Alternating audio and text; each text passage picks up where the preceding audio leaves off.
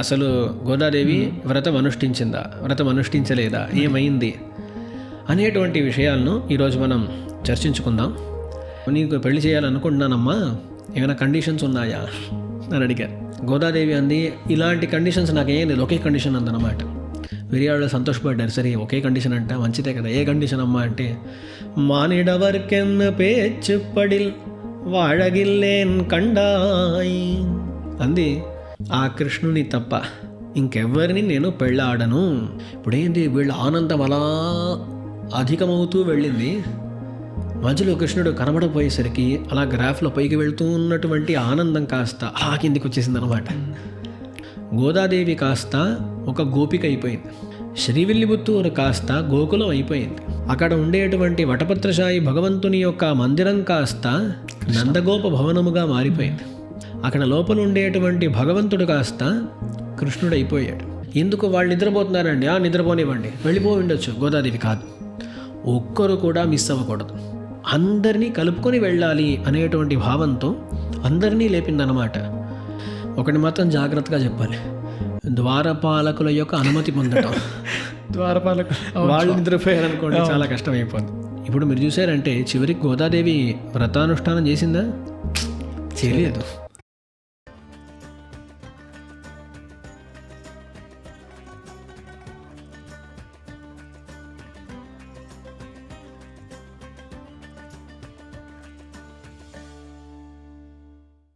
శ్రీమతే రామానుజాయ నమః. భక్తామృతం ప్రేక్షకులందరికీ మరొకసారి స్వాగతాన్ని తెలియజేస్తున్నాను. నేడు స్వైరాలాపంలో ఒక విశేషమైన చర్చ రాబోతోంది. అది ఏమిటి అంటే, ఈ రోజు దాకా అనేక విషయాల గురించి మనం స్వామివారి ద్వారా తెలుసుకున్నాం. అయితే ప్రతి ఒక్కళ్ళు కూడా సుమారు ఈ నవంబర్ మాసం రాగానే, అంటే మన కార్తీక మాసం అని అంటూ ఉంటాం, ఆ మాసం వచ్చిన వెంటనే మన అందరికీ కూడా ప్రతి వైష్ణవ గృహంలోనూ ఒక ఉత్కంఠ నెలకొంటుంది. రానున్నది ధనుర్మాసము, తిరుప్పావై ఉత్సవాన్ని జరుపుకునేటువంటి మాసం రాబోతోంది. సుమారు డిసెంబర్ మధ్యలోంచి మనందరం కూడా తిరుప్పావై వ్రతాన్ని ఆచరిస్తూ, తిరుప్పావైని అనుసంధానం చేస్తూ, తిరుప్పావై ప్రవచనాలు ఎక్కడెక్కడ జరుగుతుంటే అక్కడెక్కడ పెద్దవాళ్ళందరి దగ్గర వింటూ కాలం గడపచ్చు అనే ఒక ఆనందం మనందరి ఇళ్లలో కూడా నెలకొంటూ ఉంటుంది. దానికి కావాల్సినటువంటి సామాగ్రి, దానికి కావాల్సిన వ్యవస్థని, పెద్దవాళ్ళని పిలవడం, ఇటువంటి మంచి కార్యాలన్నీ కూడా చేయడానికి ప్రతి శ్రీ వైష్ణవులు, ప్రతి భక్తులు కూడా పూనుకుంటారన్నమాట. అయితే ఇటువంటి విషయంలో, ఇటువంటి సందర్భంలో నెల్లాళ్ళు కొంతమందికి ఈరోజు ఉండేటువంటి పరిస్థితుల రీత్యా వెళ్ళి అక్కడ ఉండేటువంటి కాలక్షేపాలు వినడము ఇటువంటి స్థితి లేకపోవచ్చు. కాబట్టి అదే తిరుప్పావైని అందరూ ఒక గంట సేపటిలో తెలుసుకుంటే ఎలా ఉంటుంది అనే ఆలోచన స్వామివారికి కలిగింది. అది మా అందరం కూడా చాలా ఆనందంగా ఉంది, బాగుంది అని అన్నాం అనమాట. కాబట్టి మనం స్వామినే ప్రార్థిద్దాం, ఒక గంట సేపట్లో మా అందరికీ తిరుప్పావిని అనుగ్రహించండి అని వారిని ప్రార్థిస్తూ, స్వామి స్వాగతం సుస్వాగతం. అడియేన్ రామానుజదాసన్. అడియేన్ రామానుజదాసన్. అడియేన్. చాలా మంచి రోజు స్వామి ఇది. ముందు చాలా పాడ్కాస్టులు జరిగినా కూడా తిరుప్పావై వ్రతం వస్తోంది కాబట్టి, సుమారుగా మనం ఆ దగ్గరలో ఉన్నాం కాబట్టి ఇదొక విశేషం, సుదీనంగా చెప్తాడు స్వామి దాసుడు. కాబట్టి ఒక గంటలో మా అందరి కోసం తిరుప్పావై సారాన్ని మా అందరికీ అనుగ్రహించమని మిమ్మల్ని ప్రార్థిస్తాను స్వామి. అడియేన్ రామానుజదాసన్. అందరికీ స్వాగతం. ఇప్పటిదాకా రకరకాల ఎపిసోడ్లు చేసాం మనం. ఇది ఒక కొత్త రకమైన ఎపిసోడ్ అని చెప్పొచ్చు. తిరుప్పావైని ఎంతోమంది ఎన్నో రకాలుగా చెప్పుంటారు, వినుంటారు. ఇది తిరుప్పావై సారం. సాధారణంగా బర్డ్ ఐ వ్యూ అని ఆంగ్లంలో చెబుతూ ఉంటారు. ఒక పక్షి యొక్క దృష్టి నుంచి చూడటం అంటే అంతా కలిపి సంగ్రహించి చూడటం అని అర్థం చేసుకోవచ్చు. ఆ రకంగా తిరుప్పావైలో 30 పాశురాలు ఉన్నాయి. ఆ 30 పాశురాల్లో ఏం జరిగింది, అసలు గోదాదేవి వ్రతం అనుష్ఠించిందా, వ్రతం అనుష్ఠించలేదా, ఏమైంది అనేటువంటి విషయాలను ఈరోజు మనం చర్చించుకుందాం. అందుకని ప్రారంభిద్దాం. స్వామి, అయితే ఏదైనా గ్రంథం ప్రారంభించే ముందు చాలాసార్లు మీ దగ్గరే దాసుడు విన్నాడు స్వామి, ఆ గ్రంథ రచయిత గురించి ఒక చిన్న పరిచయాన్ని మీరు ఇస్తూ ఉంటారు స్వామి. అలానే ఈ యొక్క తిరుప్పావై ప్రబంధాన్ని అనుగ్రహించిన వారు ఆండాళ్ళమ్మవారు గోదాదేవి. వారి యొక్క వైభవాన్ని సంగ్రహంగా మా అందరి కోసం తెలియజే ప్రార్థన. అవునండి. మన సంప్రదాయంలో ఇలా చెబుతారన్నమాట, ఒక క్రమం. మనం అందరం సంసారంలో ఉండేవాళ్ళము. ఏదో జ్ఞానాన్ని పొందాలి అని ప్రయాసపడేవాళ్ళము. మనకన్నా ఋషులు ఎంతో గొప్పవాళ్ళు. వాళ్ళు ఎంతో తపస్సు చేసి వాళ్ళు జ్ఞానాన్ని భక్తిని పొందినవాళ్ళు. మన ఆచార్యులు ఏమంటారంటే ఆ ఋషుల కన్నా కూడా ఆళ్వార్లు గొప్పవాళ్ళు అంటారు ఒక రకంగా. అది ఎలా అంటే ఋషులు తమ ప్రయత్నంతో జ్ఞానాన్ని భక్తిని పొందిన వాళ్ళు. అలా కాకుండా భగవంతుని యొక్క నిర్హేతుక కృపకు పాత్రులై జ్ఞానభక్తులను పొందిన వాళ్ళు ఆళ్వార్లు కాబట్టి ఋషుల కన్నా గొప్పవాళ్ళు అంటారు. అంటే అడగచ్చు, కొంతమంది అడుగుతూ ఉంటారు, అదేంటంటే వాళ్ళు ఒక పాపం కష్టపడి సంపాదిస్తే వాళ్ళు గొప్ప కాదు వీళ్ళు గొప్ప అంటారేంటి అంటే, చివరికి భగవంతుని యొక్క కృప చేత వచ్చేటప్పుడు అపరిమితమైన కృప భగవంతునిది. దానివల్ల ఏర్పడేటువంటి జ్ఞానభక్తి వైరాగ్యాదులు అపరిమితంగా ఉంటాయి. కానీ స్వప్రయత్నము చేత ఏర్పడేటువంటి జ్ఞానభక్తి వైరాగ్యాదులు ఆ ప్రయత్నానికి అనుగుణంగా పరిమిత ప్రయత్నం కారణంగా ఏర్పడితే పరిమిత జ్ఞాన వైరాగ్య భక్తులే ఏర్పడతాయి అన్నమాట. పరిమితమైన ప్రయత్నం చేత ఏర్పడేటప్పుడు పరిమితంగానే జ్ఞాన వైరాగ్య భక్తి ఆదులు ఏర్పడుతూ ఉంటాయి. అందుకని ఆ రీతిలో వీళ్లకు భగవంతుడే సాక్షాత్తుగా నిర్హేతుకంగా కృప చేయటం చేత వీళ్ళు అంత జ్ఞానాన్ని పొందిన వాళ్ళే భక్తి పొందిన వాళ్ళే ఉండారు అనేది మన ఆచార్యుల యొక్క సిద్ధాంతం. ఆ ఆళ్వార్లలో కూడా పెరియాళ్వార్లు, వారికి గొప్ప స్థానం ఇవ్వబడింది. ఎందుకు అంటే అందరూ సాధారణంగా భగవంతుడా నువ్వు నన్ను రక్షించాలి అని వేడుకుంటూ ఉంటారు. మన పెరియాళ్వార్లు ఏం చేశారంటే భగవంతుడిని చూసి భగవంతుడా నువ్వు బాగుండాలి, பல்லாண்டு பல்லாண்டு பல்லாயிரத்தாண்டு பலகோடி நூறாயிரம் మల్లాండ తిందోళ్ మణివన్నావున్ సేవడి సెవ్వి తిరుక్కాపు అని భగవంతుడు రక్షకుడు, నేను రక్షుడను అనేటువంటి ఆ భావాన్ని విడిచిపెట్టి నేను రక్షకుణ్ణి, భగవంతుడు రక్షుడు అనే భావాన్ని పొందారు వారు. అంటే ఏంటి, జ్ఞానము పరిపక్వమై భక్తిగా మారినప్పుడు ఇలాంటి అవస్థలు ఏర్పడుతూ ఉంటాయి.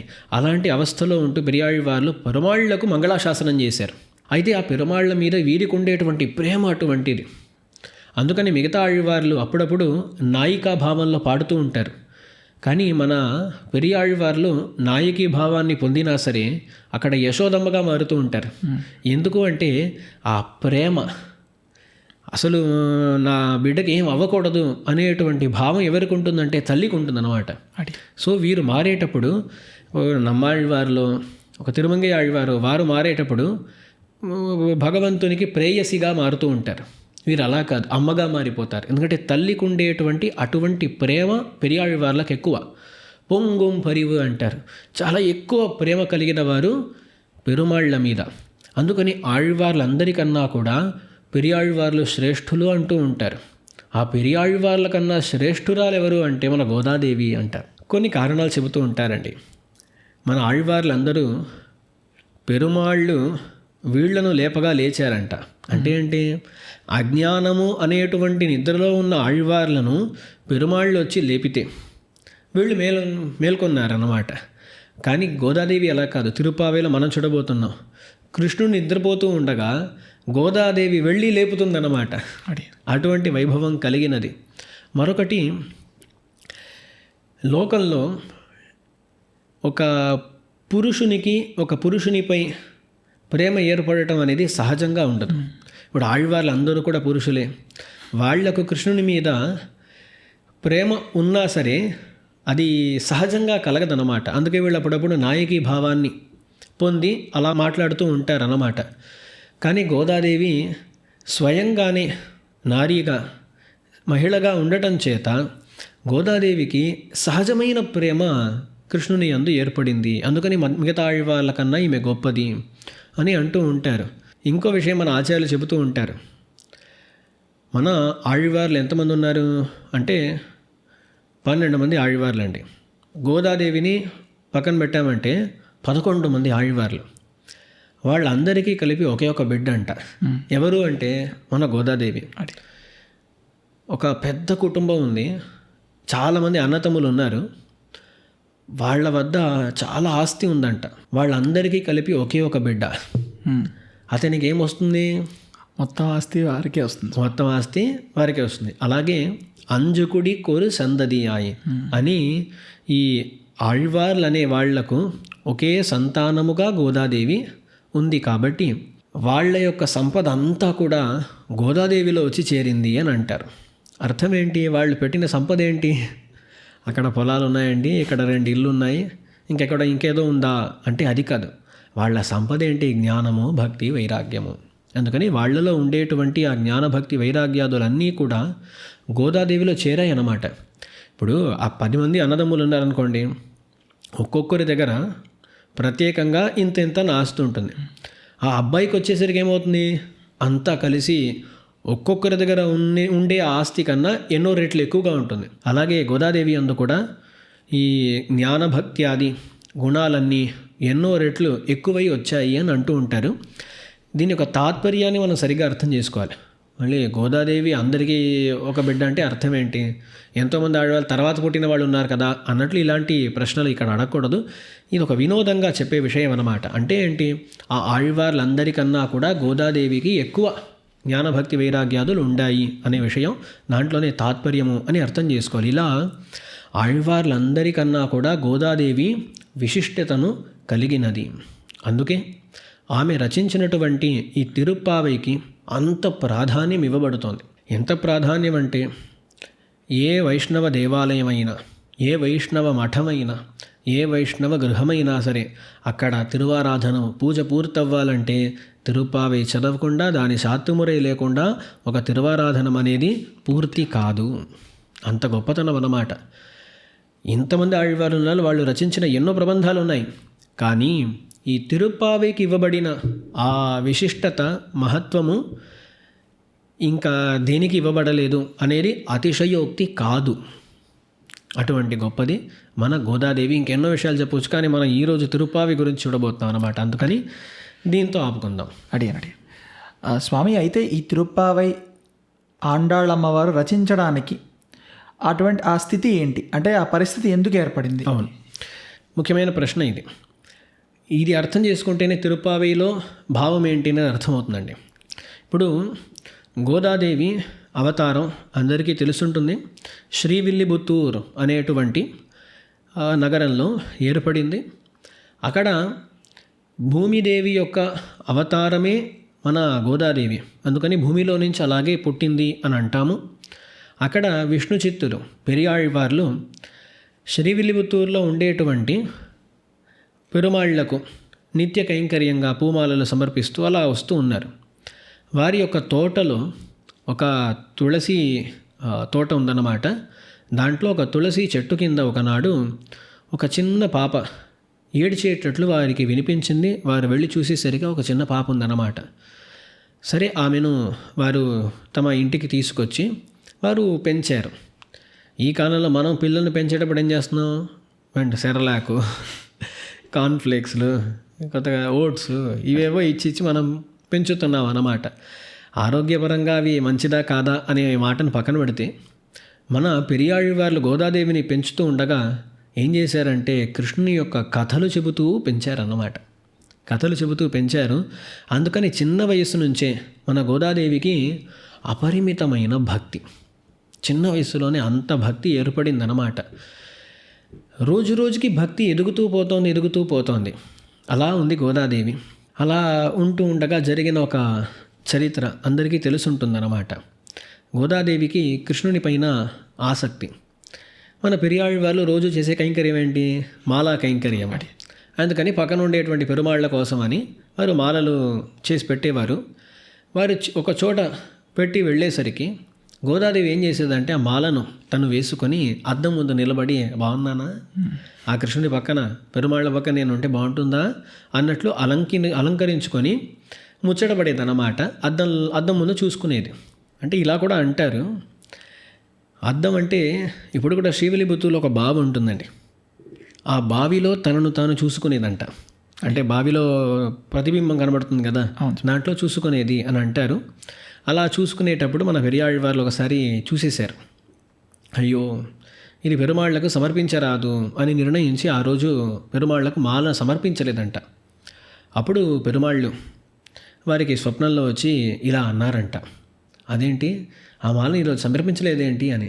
లేదండి, గోదాదేవి ఇలా ఆ మాలను ధరించింది అందుకని చేయలేదంటే, ఆ మాలే నాకు కావాలి అని పెరుమాళ్ళు దాన్ని స్వీకరించారు అంటారు. సో అప్పుడే మన గోదాదేవికి ఆముక్త మాల్యద అనేటువంటి పేరు కలిగింది. మన కృష్ణదేవరాయరు ఆముక్త మాల్యద అనే కావ్యం రచించారు కదా, ఆ పేరు ఎవరిది అంటే గోదాదేవి పేరు. మాల్యద, మాల్యము అంటే మాల, దాన్ని ఇచ్చేది. మాలను పెరియాళ్వాళ్ళు కూడా ఇస్తున్నారన్నమాట. కానీ ఈమె చేసేది ఏంటి, ఆముక్త మాల్యద, ధరించినటువంటి మాలను ఇచ్చేది మన గోదాదేవి ఆముక్త మాల్యద అని చెప్పబడుతోంది. సరే, అయితే ఇలా అంత భక్తి అన్నమాట పెరుమాళ్ళ యందు. పెరుమాళ్లకు ఈమె మీద అంత ఆసక్తి ఉంది. అలా అయిపోయింది. ఒక వయసు వచ్చింది. ఏ వయసు అంటే 5-6 ఏళ్ళు అంటారు. ఆ సమయం వచ్చేసరికి గోదాదేవికి పెళ్లి చేయాలి అని చూడడం ప్రారంభించారు. ఈ కాలంలో కాదు, ఆ కాలంలో త్వరగానే పెళ్లి చేసేవాళ్ళు అన్నమాట. గోదాదేవిని పెరియాళ్వార్లు అడిగారు అన్నమాట, నీకు పెళ్లి చేయాలనుకుంటున్నానమ్మా, ఏమైనా కండిషన్స్ ఉన్నాయా అని అడిగారు. ఈ కాలంలో కండిషన్లు పెడుతున్నారు కదా, ఎన్నో కండిషన్లు తెలుసుంటాయి. అది అమ్మాయిలు పెట్టే కండిషన్లు తక్కువేంటి. మొదటి కండిషన్, భారతంలో ఉండకూడదు, విదేశాల్లో ఉండాలి, తల్లిదండ్రుల దగ్గర ఉండకూడదు, ఇంత సంపాదించాలి. 5 digits అని చెప్పేవారు ఒక కాలంలో, అది పోయింది. ఇప్పుడు 6 digits తక్కువ అయిపోతుంది అనుకుంటాను, 7 అంత డిజిట్స్లో శాలరీ ఉండాలి, రకరకాలుగా చెబుతూ ఉంటారు. గోదాదేవి అంది, ఇలాంటి కండిషన్స్ నాకేం లేదు, ఒకే కండిషన్ అందనమాట. పెరియాళ్ళు సంతోషపడ్డారు. సరే, ఒకే కండిషన్ అంట, మంచిదే కదా. ఏ కండిషన్ అమ్మా అంటే, మానిడవర్కెన్ పేచ్చు పడిల్ వాழగిల్లేన్ కండాయి అంది. మనుషులతో పెళ్లి చేసుకోను అంది. మంచి కండిషన్ అయిపోయింది. అంటే ఏంటి, ఆ కృష్ణుని తప్ప ఇంకెవ్వరిని నేను పెళ్ళాడను అని స్పష్టం చేసేసింది గోదాదేవి. వివాహం చేసుకుంటే ఆ పెరుమాళ్ళనే చేసుకుంటాను అని చెప్పేసింది. మన పెరియాళ్వాళ్ళు ఏం చేయాలో అర్థం కాకుండా అలా ఉండిపోయారు అన్నమాట. ఆలోచిస్తున్నారు, ఏం చేయటం, మిగతా కండిషన్లు ఉన్నాయి, ఎక్కడైనా వెళ్ళి వెతుక్కు రావచ్చు అన్నమాట. ఇదేం కండిషన్, ఏం చేయటం. కానీ ఒకవైపు వారికి సంతోషమే, మన పాప ఇలా పెరుమాళ్ళ యందు భక్తి కలిగినదిగా ఉంది కదా అని ఇలా ఆలోచిస్తున్నారు. ఆ సందర్భంలో గోదాదేవి, సరే మన తండ్రి గారు ఏదో చేస్తున్నారు, మనమేం చేద్దాం, నేరుగా పెరుమాళ్లతో వెళ్ళి మాట్లాడేసి వారిని వివాహం చేసుకుందాం అని గోదాదేవి నిర్ణయించుకుంది. గోదాదేవి ఏం చేస్తుందంటే, అక్కడ శ్రీవిల్లిపుత్తూరులో ఉండేటువంటి పెరుమాళ్ళు, వారికి వడబెరం కోయిలుడయాన్ అని అంటారు, వటపత్రశాయి భగవాన్ అని కూడా అంటూ ఉంటారు. అక్కడ ఉండేటువంటి పెరుమాళ్ళు చాలా అందమైన మూర్తి వారిది. ఆ పెరుమాళ్లను సమీపించింది. అక్కడి వారి దగ్గరికి వెళ్ళేసి వారితో మాట్లాడింది అన్నమాట. అయ్యా, నేను వచ్చాను, నన్ను పెళ్ళాడతారా అన్నట్లుగా 2 మాటలు మాట్లాడింది. గోదాదేవి ఏమనుకుంది అంటే, అక్కడ వెళ్ళి మనం మాట్లాడేస్తే పెరుమాళ్ళు వెంటనే ఓకే అనేస్తారు, పెళ్ళాడదాం అని గోదాదేవి అనుకుంది. అలా వెళ్ళి మాట్లాడితే పెరుమాళ్ళు అర్చావతార సమాధిని దాన్ని దాటి రాలేదన్నమాట. అంటే అర్చావతారంలో ఉండేటప్పుడు పెరుమాళ్లకు కొన్ని నియమాలు ఉంటాయి కదా, అందరితో మాట్లాడరు, అని చేయరు. అందుకని వారు అలాగే ఉండారు. గోదాదేవి అనుకుంది, నేను మాట్లాడితే తిరిగి మాట్లాడతారు, వారిని వెళ్ళి ఆలింగనం చేసుకుంటే వారు ఏదో మళ్ళీ ఆలింగనం చేసుకుంటారు అన్నట్లుగా గోదాదేవి అనుకుంది. కానీ అటువంటి ప్రతిక్రియను అక్కడ చూడలేకపోయింది. సరే, ఏం చేద్దాం అని గోదాదేవి ఆలోచిస్తూ, సరే కృష్ణుడు ఇక్కడ అర్చావతారంలో ఉంటూ మనకు సరిగ్గా జవాబు ఇవ్వలేదు, కృష్ణుడు ఉండేటువంటి ఆ ప్రదేశానికి వెళ్ళిపోదాం. గోవర్ధనో గిరివరో యమునా నదీ సా బృందావనం చ మథురా చ పురీ పురాణి అద్యాపి హంత సులభా కృతినాం జనానాం ఏతే భవచ్చరణచారజుషః ప్రదేశాః. కురతాళ్వార్లు తమ అతిమానుష స్తవంలో అంటారు, కృష్ణుని మనం నేరుగా కలవలేము, కానీ కృష్ణుడు ఉండినటువంటి ఆ బృందావనం కానీ, గోవర్ధన పర్వతం కానీ, మథుర కానీ, అటువంటి చోట్లకు వెళ్తే అక్కడ ఉండేటువంటి ఆ ప్రదేశాలన్నీ కూడా ఏతే భవచ్చరణచారజుషః ప్రదేశాః అని పెరుమాళ్ కృష్ణుని యొక్క తిరువడి పడినటువంటి చోట్లే కదా, అక్కడికైనా వెళ్ళి ధన్యులు అవ్వచ్చు అని కురతాళ్వాన్లు అంటారు. ఆ రకంగా గోదాదేవి కూడా సరే అక్కడికి వెళ్ళిపోదాం, అక్కడికి వెళ్ళి మనం కృష్ణుని సంబంధం ఉన్నటువంటి ఆ చోట్లను దర్శించుకొని తరిద్దాము అని గోదాదేవి అలా అనుకుంది. కానీ దాంట్లో కూడా ఒక ఇబ్బంది ఉంది. ఈ గోదాదేవి చిన్నపిల్ల, అది మాత్రం కాదు, అంత దూరం వెళ్ళేంత శక్తి లేదు ఈమెకు. ముఖ్య కారణం ఏంటి అంటే కృష్ణుని గురించి ఆలోచిస్తూ ఆలోచిస్తూ శిథిలగాత్రగా అయిపోతూ ఉంటుందన్నమాట గోదాదేవి. మన ఆళ్వార్ల పరిస్థితి, గోదాదేవి పరిస్థితి అదే. భగవంతుడు అనే మాటను వింటే చాలు కళ్ళలో నుంచి అలా నీళ్లు కారతాయి. అదే ఇంకా ఆలోచించారనుకోండి అలా కింద పడిపోతూ మోహంగతులవుతూ ఉంటారు వాళ్ళు. అటువంటి గోదాదేవి ఇక్కడి నుంచి ఎక్కడి దాకా వెళ్ళటం అనేది సాధ్యం కాదు అని ఇలా అనుకుంది. సరే ఇంకేం చేయటం అని అలా ఆలోచిస్తూ ఉండగా గోదాదేవికి ఒక ఉపాయం దొరికింది. ఎలా అంటే శ్రీవిల్లిపుత్తూరుకి ఒక ఉపన్యాసకులు వచ్చారంట. మనలాంటి వాళ్ళు ఎవరో ఆ కాలంలో ఉపన్యాసకులు వచ్చేసి కృష్ణ చరిత్ర చెబుతూ ఉన్నారు వాళ్ళు. గోదాదేవి ఎక్కడైనా ఉపన్యాసం జరిగితే అక్కడ వెళ్ళిపోయి మొదటి వరుసలో కూర్చునేదంట గోదాదేవి. అలా కూర్చుని వినేదంట. ఆ ఉపన్యాసకులు చెబుతూ చెబుతూ 2 విషయాలు చెప్పారు. ఆ 2 విషయాలు కూడా గోదాదేవి యొక్క మనస్సులో అలా అతుక్కుపోయాయి. ఏంటా 2 విషయాలు అంటే, ఒకటి రాసక్రీడ అనేది జరిగింది, అందరికీ తెలుసు. ఈ రాసక్రీడ అనేది ఎలా అంటే అంగనా మంగనా మంతరే మాధవ మాధవం మాధవం చాంతరేణ అంగన ఇత్తమా కల్పితే మండలే మధ్యగ వేణునా సంజగౌ దేవకీ నందన అంటారు. ఒక రాస మండలం అంటారండి. కృష్ణుడు ఒక గోపిక, కృష్ణుడు ఒక గోపిక అన్నట్లుగా ఒక పెద్ద మండలాన్ని అంటే ఒక సర్కిల్ చేసి మధ్యలో ఒక కృష్ణుడు గోపిక, ఇటువంటి ఒక నాట్యము క్రీడ, దాన్ని రాసక్రీడ అంటారు. అలా చాలా సంతోషంగా ఒక రాత్రి రాసక్రీడ చేసుకున్నారు మన కృష్ణుడు, మిగతా గోపికలు అందరూ కూడా. చాలా అందమైన విషయం ఇది. విష్ణు పురాణ వ్యాఖ్యానంలో విష్ణుచిత్త స్వామి, అది వేరే విష్ణుచిత్తులు, రామానుజుల శిష్యులైన విష్ణుచిత్తులు, వారు చాలా అందంగా అంటారు, కృష్ణుడు రాసక్రీడ సమయంలో ఏం చేశాడంటే ఒక గోపిక చేయి పట్టుకునేవాడంట. చేయి పట్టుకున్న వెంటనే ఆమె తన్ను తాను మర్చిపోయి అలా మోహం ఒకలాంటి స్థితిలోకి వెళ్ళిపోయేది. అలా వెళ్ళిన వెంటనే కృష్ణుడు ఏం చేసేవాడంటే పక్కన ఇంకో గోపిక చేయి పట్టుకునేవాడు. ఈమె ఎడమ చేయి పట్టుకున్నాడంటే ఆమె యొక్క కుడి చేయి పట్టుకుంటాడు. అలా పట్టుకునేసరికి ఆమె కూడా అలా తనను తాను మర్చిపోయి అలా ఉంటుందన్నమాట. అప్పుడు ఏం చేస్తాడంటే ఇద్దరి చేతులను అలా జోడించేస్తాడు. అలా అందరినీ జోడించుకుంటూ వెళ్ళి ఒక మండలాన్ని తయారు చేసి ఏర్పాటు చేసి మధ్యలో ఉంటూ వాళ్ళ యొక్క ఆ స్థితిని ఆనందిస్తూ కృష్ణుడు ఉంటాడు అని చాలా అందంగా వ్యాఖ్యానం చేస్తారన్నమాట. సరే, అలా కూడా చెప్పబడుతుంది. ఇప్పుడు ఏంటంటే ఆ గోపికలు ఏమని అనుకుంటున్నారు, నన్ను కృష్ణుడే పట్టుకుంటున్నాడు అనుకుంటున్నారు. కానీ కృష్ణుడు పట్టుకోలేదు, పక్కన ఉండేటువంటి ఆ గోపి చెయ్యితో జోడించేశాడు అని అక్కడ రాస తాత్పర్యాన్ని ఇలా అంటే రాసం జరిగిన విధానాన్ని ఇలా తెలిపారు మన విష్ణుచిత్త స్వాములు. సరే, ఎలాగో అలా ఆ రాసక్రీడ అనేది జరిగింది. జరిగినప్పుడు కృష్ణుడితో ఉండేసరికి వాళ్లకు అమితమైన ఆనందం ఏర్పడింది. ఎప్పుడు కూడా ఆనందం ఎక్కువైనా దుఃఖం ఎక్కువైనా ప్రాణానికి హాని కలుగుతుంది. కొందరికి గుండెలో ఏమైనా వ్యాధి ఉందనుకోండి, ఏమంటారు, వాళ్లకు ఏ ఆనందం కలిగించేటువంటి విషయం కానీ బాధ కలిగించేటువంటి విషయం కానీ చెప్పకండి అంటారు. సో ఇప్పుడు ఏంటి అంటే వీళ్లకు ఎంత ఆనందం వచ్చేసిందంటే వీళ్లకు ప్రాణహాని కలుగుతుందేమో అనేటువంటి భయం. అప్పుడు కృష్ణుడు ఏం చేశాడంటే అక్కడ మాయమైపోయాడు, అంతర్హితుడైపోయాడు కృష్ణుడు. ఇప్పుడు ఏంటి, వీళ్ళ ఆనందం అలా అధికమవుతూ వెళ్ళింది. మధ్యలో కృష్ణుడు కనబడపోయేసరికి అలా గ్రాఫ్లో పైకి వెళ్తూ ఉన్నటువంటి ఆనందం కాస్త అలా కిందికి వచ్చేసింది అనమాట. ఆనందం పోయింది. ఇప్పుడు ఏంటి అంటే చాలా ఎక్కువ దుఃఖం. ఇంతసేపు కృష్ణుడితో బాగా ఉండి అలా కృష్ణుడు కనబడకుండా పోయేసరికి వాళ్ళు బాధాగ్రస్తులై ఏం చేయాలో అర్థం కాకుండా అనుకారం చేశారు అని అంటారు. విష్ణు పురాణంలో కూడా చాలా అందంగా వివరించబడుతోంది.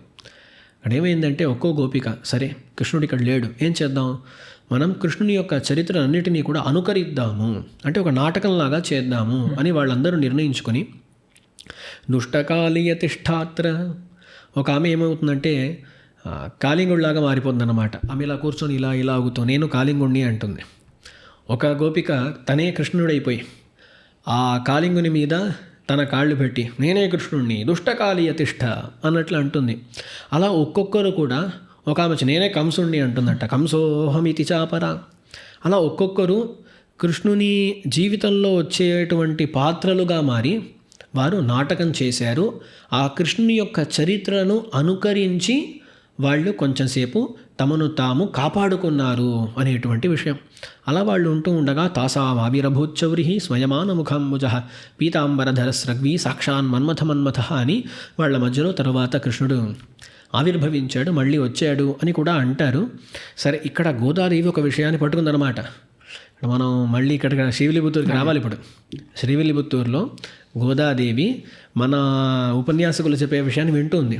ఓహో, గోపికలు తమకు కష్టం వచ్చిన నాడు అనుకారం చేసి తమను తాము కాపాడుకున్నారా? ఈ విషయాన్ని మనసులో బాగా ఒక ముడి వేసుకుందన్నమాట. మరొకటి, ఆ ఉపన్యాసకులు ఇంకో విషయం చెప్పారు. అక్కడ ఉండేటువంటి గోపికలు కృష్ణుడే మాకు పతి అంటే భర్తగా రావాలి అని కోరుకుంటూ ఒక కాత్యాయని వ్రతాన్ని అనుష్ఠించారు. కాత్యాయని వ్రతాన్ని అనుష్ఠించారు ఆ గోపికలు అని ఒక విషయం. ఇది హరివంశంలో విస్తృతంగా చెప్పబడి ఉందన్నమాట. వాళ్ళు ఏమని చేశారు, ఎలా చేశారు అని కాత్యాయని వ్రతాన్ని వాళ్ళు చేసినట్లుగా ఈ విషయాన్ని కూడా తెలిపారు. ఓహో, గోపికలు ఒక వ్రతాన్ని అనుష్ఠించారా? సో ఎన్నో కథలు వారు చెప్పినా సరే గోదాదేవి మనస్సులో అతుక్కుపోయిన రెండు కథలు ఏంటి అంటే గోపికలు అనుకరించారు, గోపికలు వ్రతాన్ని అనుష్ఠించారు. ఈ విషయాలు మనస్సులో ఉంటాయి.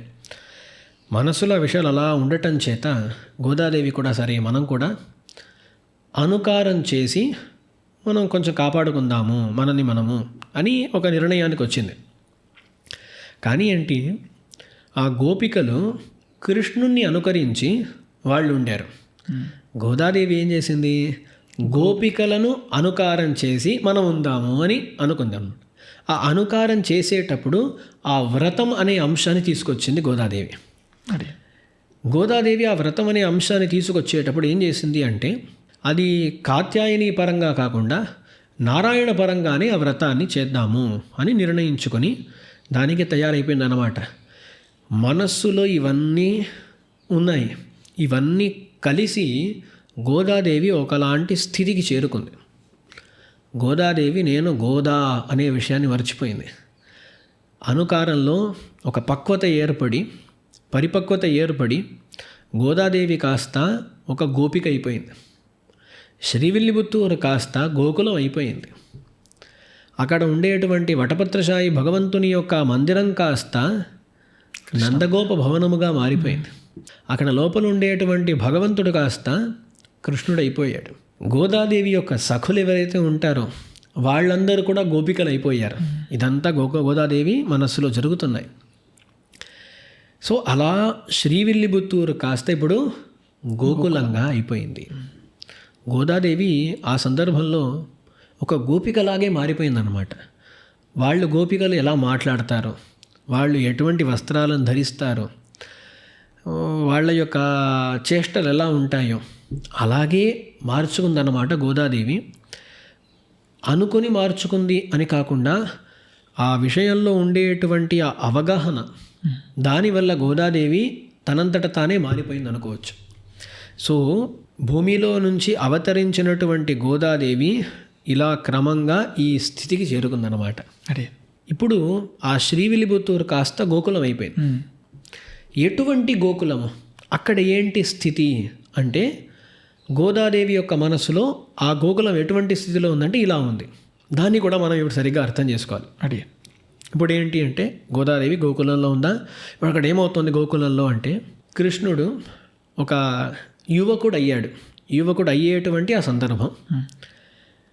ఆ సందర్భంలో ఏం చేశారు అంటే గోకులంలో ఉండేటువంటి ఆడవాళ్ళు అంటే చిన్న చిన్న పిల్లలు, ఆడపిల్లలు అందరూ కూడా కృష్ణునితో ఈ లీలలు చేయటం ఇవన్నీ చేస్తున్నారు అని ఆ ఆడపిల్లలందరినీ కూడా వాళ్ళు తమ ఇంట్లో ఉండేటువంటి గదుల్లో వాళ్ళందరినీ లాక్ చేసి పెట్టేశారన్నమాట. లాక్ చేయడం అంటారు, తాళం వేసి పెట్టారు. వాళ్ళందరూ కూడా తమ ఇంట్లో ఉండేటువంటి గదుల్లో ఈ గోపికలందరినీ కూడా తాళం వేసేసి లోపల ఉంచేశారన్నమాట. వీళ్ళు కృష్ణుడు చేరరాదు అని. అలా వీళ్ళందరూ కూడా కృష్ణుని కలుసుకోలేకుండా ఇలా బాధపడుతూ తమ తమ ఇళ్లల్లో ఉన్నారు.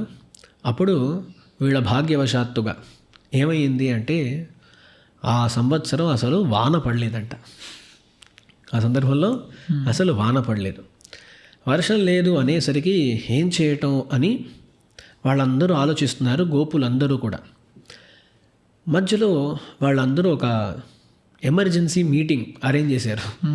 ఎందుకంటే వర్షాలు లేవు, వర్షాలు లేకపోతే పంటలు పండవు. దాని తర్వాత మన వీళ్లకు ముఖ్యంగా గోధనులు కదా, అందుకని వీళ్లకు ఆవులు మేయటానికి కూడా వీళ్ళ గడ్డి మొదలు అవన్నీ కావాల్సి ఉంటాయి. వాన లేకపోతే ఏమి ఉండదు కదా. అందుకు అని ఏం చేయటం అని వీళ్ళు ఒక ఎమర్జెన్సీ మీటింగ్ పెట్టారు. అప్పుడు ఏమైంది అంటే ఒక ముసలి ఆయన, వృద్ధుడు, అతను లేచి, నా చిన్న వయసులో అండి ఇలాగే ఒకసారి వాన లేకుండా ఉండింది. అప్పుడు మన గ్రామంలో ఉండేటువంటి కన్యలందరినీ కూడా పిలిచి వారి ద్వారా ఒక వ్రతాన్ని చేయించారు. వాళ్ళు ఆ వ్రతాన్ని చేసేసరికి వాన పడింది అని ఒక ఉపాయాన్ని వారు తెలిపారు. ఇప్పుడు తెలపగా ఏమైంది అంటే, సరే ఇప్పుడు కన్యలందరినీ పిలవాలి. ఇప్పుడు దాకా వాళ్ళని ఎక్కడ పెట్టారు, వీళ్ళందరూ లాక్ చేసి పెట్టారు సార్, గదుల్లో లాక్ చేసి పెట్టారు. ఇప్పుడు వాళ్ళందరినీ పిలిచారన్నమాట. వాళ్ళందరినీ పిలిచి, అమ్మ మీరు ఇలా ఒక వ్రతం చేయాలి, మీరు వ్రతం అనుష్ఠిస్తేనే వానలు పడతాయి, అందుకని మీరు అందరూ తయారవ్వండి అన్నారు. సరే అండి అని వీళ్ళు ఒక పక్క నిల్చున్నారు. ఇప్పుడు ఏమైందంటే ఇంతమంది గోపికలందరూ కలిసి వ్రతం అనుష్ఠించాలి అంటే దానికి తగిన ఏర్పాట్లని చేయాలి. ఏర్పాట్లు ఎవరయ్యా చేస్తారు అని ప్రశ్న. అప్పుడు అందరూ ఐకమత్యంతో అన్నారు, ఎవరండి, మన నందగోపుడే చేయాలి అన్నారు. కొందరు అన్నారు, నందగోపునికి వయస్సు అయిపోయిందండి, అతను ఎలా చేస్తాడు పాపం, నందగోప కుమారుడు కృష్ణుడు చూసుకుంటాడు అన్నారు. అందరు అవును సరే సరే, మన నాయకుడు నందగోపుడి యొక్క కుమారుడు పూతన రత్నము కృష్ణుడు ఉన్నాడు, సరే కృష్ణుడిని పిలుద్దాం అని కృష్ణుడిని పిలిచారు. కృష్ణుడు వచ్చాడు. అండ్ వాళ్ళందరూ కృష్ణ కృష్ణ, మన గోపకన్యలు అందరూ కలిసి ఒక వ్రతం చేయాలి, దానికి కావలసిన ఏర్పాట్లన్నీ నువ్వే చూసుకోవాలయ్యా అన్నారు. కృష్ణుడు వెంటనే, అదంతా నాకు కుదరదండి, అసలు టైం లేదు నాకు, ఆవుల వెనకాల వెళ్ళాలి, ఇంకెన్నెన్నో కార్యక్రమాలు ఉన్నాయి మాకు, అసలు సమయం లేదు అన్నాడు కృష్ణుడు. కాదయ్యా నువ్వే చేయాలి అన్నారు వాళ్ళు. కృష్ణునికి మనసులో సంతోషమే, వీళ్ళతో చేరడానికైనా ఒక అవకాశం లభిస్తుంది అని కృష్ణునికి సంతోషమే. ఆ సంతోషం ఉన్నా సరే బయట చూపిస్తే మనం పిలిచాం వెంటనే ఓకే అనేసాడు, వీడికి వాళ్ళతో చేరాలనుందేమో అని వాళ్ళు అనుకుంటారు అని కృష్ణుడు అలా ఒప్పుకోనట్లుగా నాటకం చేశాడు. చివరికి ఒప్పుకున్నాడు అన్నమాట.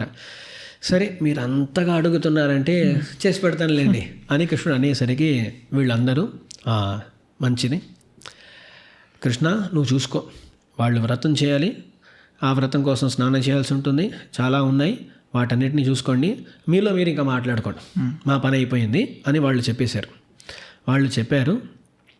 ఆ రోజు రాత్రి కృష్ణుడు గోపికలు వీళ్ళందరూ కలిసి మాట్లాడుకుంటున్నారన్నమాట. వీళ్ళు కలిశారు కానీ వ్రతం గురించి ఏం మాట్లాడుకోలేదు. ఎన్నో నెలల తర్వాత వాళ్ళు కలుస్తున్నారు కాబట్టి ఏదో కబుర్లు చెబుతూ కూర్చున్నారు వాళ్ళు, అంతే కదా. పరీక్షల కోసం కలిసి స్టడీ చేస్తూ ఉంటారు, కంబైన్ స్టడీస్, అక్కడ ఏమైనా స్టడీస్ జరుగుతాయి, ఏమైనా జరగవు. అలాగే వీళ్ళు కూడా వ్రతం గురించి ఏం మాట్లాడుకోకుండా కబుర్లు చెప్పుకున్నారు. ఇదంతా అయిపోయింది. ఇది అయిపోయిన తరువాత రేపటి రోజు అంటే మరుసటి రోజు ఈ వ్రతం ప్రారంభించాలి. అక్కడ తిరుప్పావి ప్రారంభం. అర్థమైందా ఇప్పుడు? సో ఇక్కడ మనం రెండు విషయాలు, ఒకటి గోదాదేవి శ్రీవిల్లిపుత్తూరులో ఎలా ఎదిగింది అని, ఓకే, ఆమె అక్కడి నుంచి అలా మానసికంగా గోకులానికి వెళ్ళిపోయింది. అక్కడ గోకులంలో పరిస్థితి ఏంటి అంటే ఇలా వాన లేకుండా, వాన కోసం అని గోపికలందరూ ఒక వ్రతం అనుష్ఠిస్తున్నారు. ఆ వ్రతానికి కావలసిన ఏర్పాట్లు చేసేవాడెవరు? కృష్ణుడు. దానికైనా ఏర్పాట్లు చేయాలి, దానికి వెళ్ళి కృష్ణుని ప్రార్థించాలి. ఇప్పుడు ఏమైందంటే ఒక సాయంకాలంలో మీటింగ్ జరిగింది. ఆ రాత్రి పూట వీళ్ళందరూ కూడా కబుర్లు చెప్పుకున్నారు. కృష్ణుడు ఏమన్నాడు, ఏదో వ్రతం అన్నారు కదా, రేపు పొద్దున వచ్చేయండి, నేను వ్రతానికి కావాల్సిన సామగ్రి అంతా ఇస్తాను అని కృష్ణుడు ప్రతిజ్ఞ చేశాడు. ఇదంతా పూర్వపీఠిక. ఇదంతా అయిపోయింది. ఇప్పుడు మరుసటి రోజు లేచి వెళ్ళి కృష్ణుడిని లేపి సామగ్రి తీసుకొని వ్రతాన్ని ప్రారంభించాలి. ఆ రోజు పొద్దున్న అంటే ఏంటి, మరుసటి రోజు పొద్దున్న ఆండాళ్ జరిగిన విషయాలన్నింటినీ కూడా చెబుతుంది. అదే తిరుప్పావై. అడే అడే అర్థమైంది? అవును స్వామి. సో ఇలా స్టేజెస్లో అర్థం చేసుకోవాలి. అడే శివలిబుతూర్, గోకులంలో ఏ స్థితిలో తిరుప్పావై జరుగుతోంది. అదే అందుకని ఈ పాశురాల్లో చివరి పాశురంలో తప్ప ఏ పాశురంలో కూడా శ్రీవిల్లిబుత్తూరు గురించి ప్రస్తావం కాదు. అదే అంటే గోదాదేవి ఒక గోపికగా మారిపోయింది అనమాట. ఒక గోపిక ఇటువంటి స్థితిలో ఉంది, ఆమె ఏం చేస్తోంది అని చెప్పటమే గోదాదేవి తిరుప్పావైలో చేస్తుంది. అయితే అక్కడ చేరుకున్నామా మనం? సరే, ఇప్పుడు గోదాదేవి మరుసటి రోజు పొద్దునే లేచిందనమాట. మరుసటి రోజు మళ్ళీ కృష్ణుని కలవబోతున్నాము అనేటువంటి ఆసక్తి మనస్సులో ఉంది. అలా ఉండటం వల్ల నిద్రపట్టలేదు. చిన్నపిల్లలకు దీపావళికి మొదటి రోజు రాత్రి నిద్ర పట్టదనమాట. రేపు టపాకాయల రేపు టపాకాయలు అన్నీ కూడా పేల్చబోతున్నాము అని వాళ్ళు ఆసక్తితో ఉంటారు. ఎప్పుడు ఆ ఒక ఆసక్తి ఎక్కువగా ఉంటే నిద్ర పట్టదు. అలాగే గోదాదేవి నిద్ర లేకుండా అలా ఉందన్నమాట. పొద్దున ఇంకా అవ్వలేదు, అప్పుడే లేచేసింది గోదాదేవి లేచి ఈరోజు వ్రతానికి మనం తయారవ్వాలి, ఈరోజు డేట్ ఏంటి అని చూసిందనమాట. చూడగా మార్గశీర్ష మాసము, దాంట్లో పౌర్ణమి దినము. దాన్ని చూసేసరికి నెలల్లోనే వ్రతానుష్ఠానానికి చాలా శ్లాఘ్యమైనటువంటి ఒక మాసము, ఒక నెల ధనుర్మాసము. అది మాత్రం కాకుండా పౌర్ణమి తిథి, చంద్రుడు పరిపూర్ణంగా ఉండేటువంటి ఆ తిథి, ఇటువంటి మంచి రోజు మనకు దొరికింది అని మార్గళి తింగళ్ మది నిరైంద నన్నాళ్ ఆల్ అంటే అని సంతోషపడటం. ఇటువంటి రోజు కొన్నిసార్లు ఏమవుతుందంటే మంచి ముహూర్తం కోసం వెతుకుతూ ఉంటారు. ఈ కాలంలో ఏంటి అంటే ముహూర్తం కాదు, అది ఫస్ట్ సండే రోజు రావాలి. వివాహం అంటే ఫస్ట్ చెప్పేది ఏంటి, సండే రోజు కావాలండి. అందుకే అప్పుడే అందరూ వస్తారని. దాని తర్వాత మంచి ముహూర్తం వెతకాలి. అది వీళ్ళ కొన్ని ఉంటాయన్నమాట. అమెరికాలోంచి రావడానికి ఇప్పుడే సమయం ఉందండి, దీంట్లో మంచి ముహూర్తం చెప్పండి, అది సండేలో ఉండాలి అని అంటూ ఉంటారు. అలా చూస్తే మంచి ముహూర్తాలు దొరకడం చాలా కష్టం. సో ఒక మంచి ముహూర్తం దొరకడం అనేది సాధారణంగా కష్టంగా ఉంటుంది. కానీ వీళ్ళు వ్రతం అనుష్ఠించటానికి మంచి రోజు అనేది వీళ్ళు అనుకున్నారు రేపడు, మరుసటి రోజు చూస్తే మంచి రోజు అనమాట. అందుకని వెంటనే మంచి రోజు దొరికిందయ్యా అని అక్కడ శ్లాఘిస్తుందన్నమాట. దీనికి ఎంతో తాత్పర్యం ఉంది. అదంతా కూడా తిరుప్పావైలో అనుసంధించాలి, ఈరోజు మనకు అవ్వదు. సో అలా శ్లాఘించి మొదటి పాశురంలో గోదాదేవి ఏం చేస్తోందంటే, నేరిళయీర్ తన పక్కన ఉండేటువంటి గోపికలను సంబోధించి ముఖ్యమైన ఒక విషయాన్ని చెబుతోంది. నీరాడ పోరువీరు పొదుమిను. ఇప్పుడు గోదాదేవి సరిగా నిద్రపోలేదన్నాం, ఆమె మేల్కొంది. వెంటనే ఈమెలాగే ఉండేవాళ్ళు గోపికలు ఎంతోమంది ఉన్నారు, వాళ్ళు కూడా నిద్ర పట్టకుండా అలా ఉన్నారు. గోదాదేవి ఇంటికి వచ్చేసారు వాళ్ళందరూ కూడా వ్రతం కోసం తయారవ్వటానికి. వాళ్ళందరూ రాగా వాళ్ళందరినీ పిలిచి ఈమంటోంది, ఎవరైతే నాతో పాటు రాబోతున్నారో ఎవరైనా రావచ్చు అంటుంది. నీరాడ పొరువీరు పొరుమిను అంటే ఏంటి, మన సంప్రదాయంలో ఎవరైనా రావచ్చు. ఏది అధికారము, వీళ్ళకి కావాల్సిన అర్హత ఏంటి అంటే ఇచ్ఛ ఉండాలి, రావాలి, భగవంతుణ్ణి చేరుకోవాలి అనేటువంటి ఆసక్తి, ఇచ్ఛ ఎవరికైతే ఉన్నదో వాళ్ళు రావచ్చు అని చెప్పేసి మనం వెళ్తాము. మనకు కార్యం అంతా చేసి పెట్టేవారు ఎవరు అంటే నారాయణనే నమకే పరై తరువాన్. నారాయణుడే మనకు కావలసిన వ్రత సామగ్రిని ఇస్తాడు. నారాయణనే నమకే పరై తరువాన్. తిరుప్పావై 30 రోజులు వినిన తరువాత ఎవరైనా తిరుప్పావైలో ఏం విన్నారండి మీరు అని అడిగితే మీరు ఒక మాట చెప్పొచ్చు, నారాయణనే నమకే పరై తరువాన్. నారాయణుడే మనకే, పరై అంటే డోలు అంటారు కదా, అంటే డోలు ఒకలాంటి వాద్యము, దాన్ని నారాయణుడే ఇస్తాడు. అంటే ఏంటి, వ్రతానికి కావాల్సిన సామగ్రి ఒక డోలు. వీళ్ళు వెళ్తున్నప్పుడు వీళ్ళు వస్తున్నారు అని డోలు వాయించడం కోసం అని వాళ్ళకు ఒక డోలు కావాలి. అందుకని వ్రతానికి ఎన్నో సామగ్రి కావాలి, అది ఒక భాషలో వస్తుంది, దాంట్లో డోలు కూడా ఒకటి. అప్పుడు డోలు మొదలగు ఆ సామగ్రి అంతా ఇచ్చేవాడు నారాయణుడే. కానీ ఇక్కడ గోదాదేవి తాత్పర్యం ఏంటి అంటే, చివరికి మనకు కావాల్సినటువంటి వాటిని ఇచ్చేది ఎవరంటే నారాయణుడే. అంటే అర్థం ఏంటి, మనకు మోక్షోపాయము నారాయణుడే, మోక్షోపాయము నారాయణుడే తప్ప ఇంకెవరు కాదు అనే విషయాన్ని అక్కడ చెప్పేసింది అనమాట.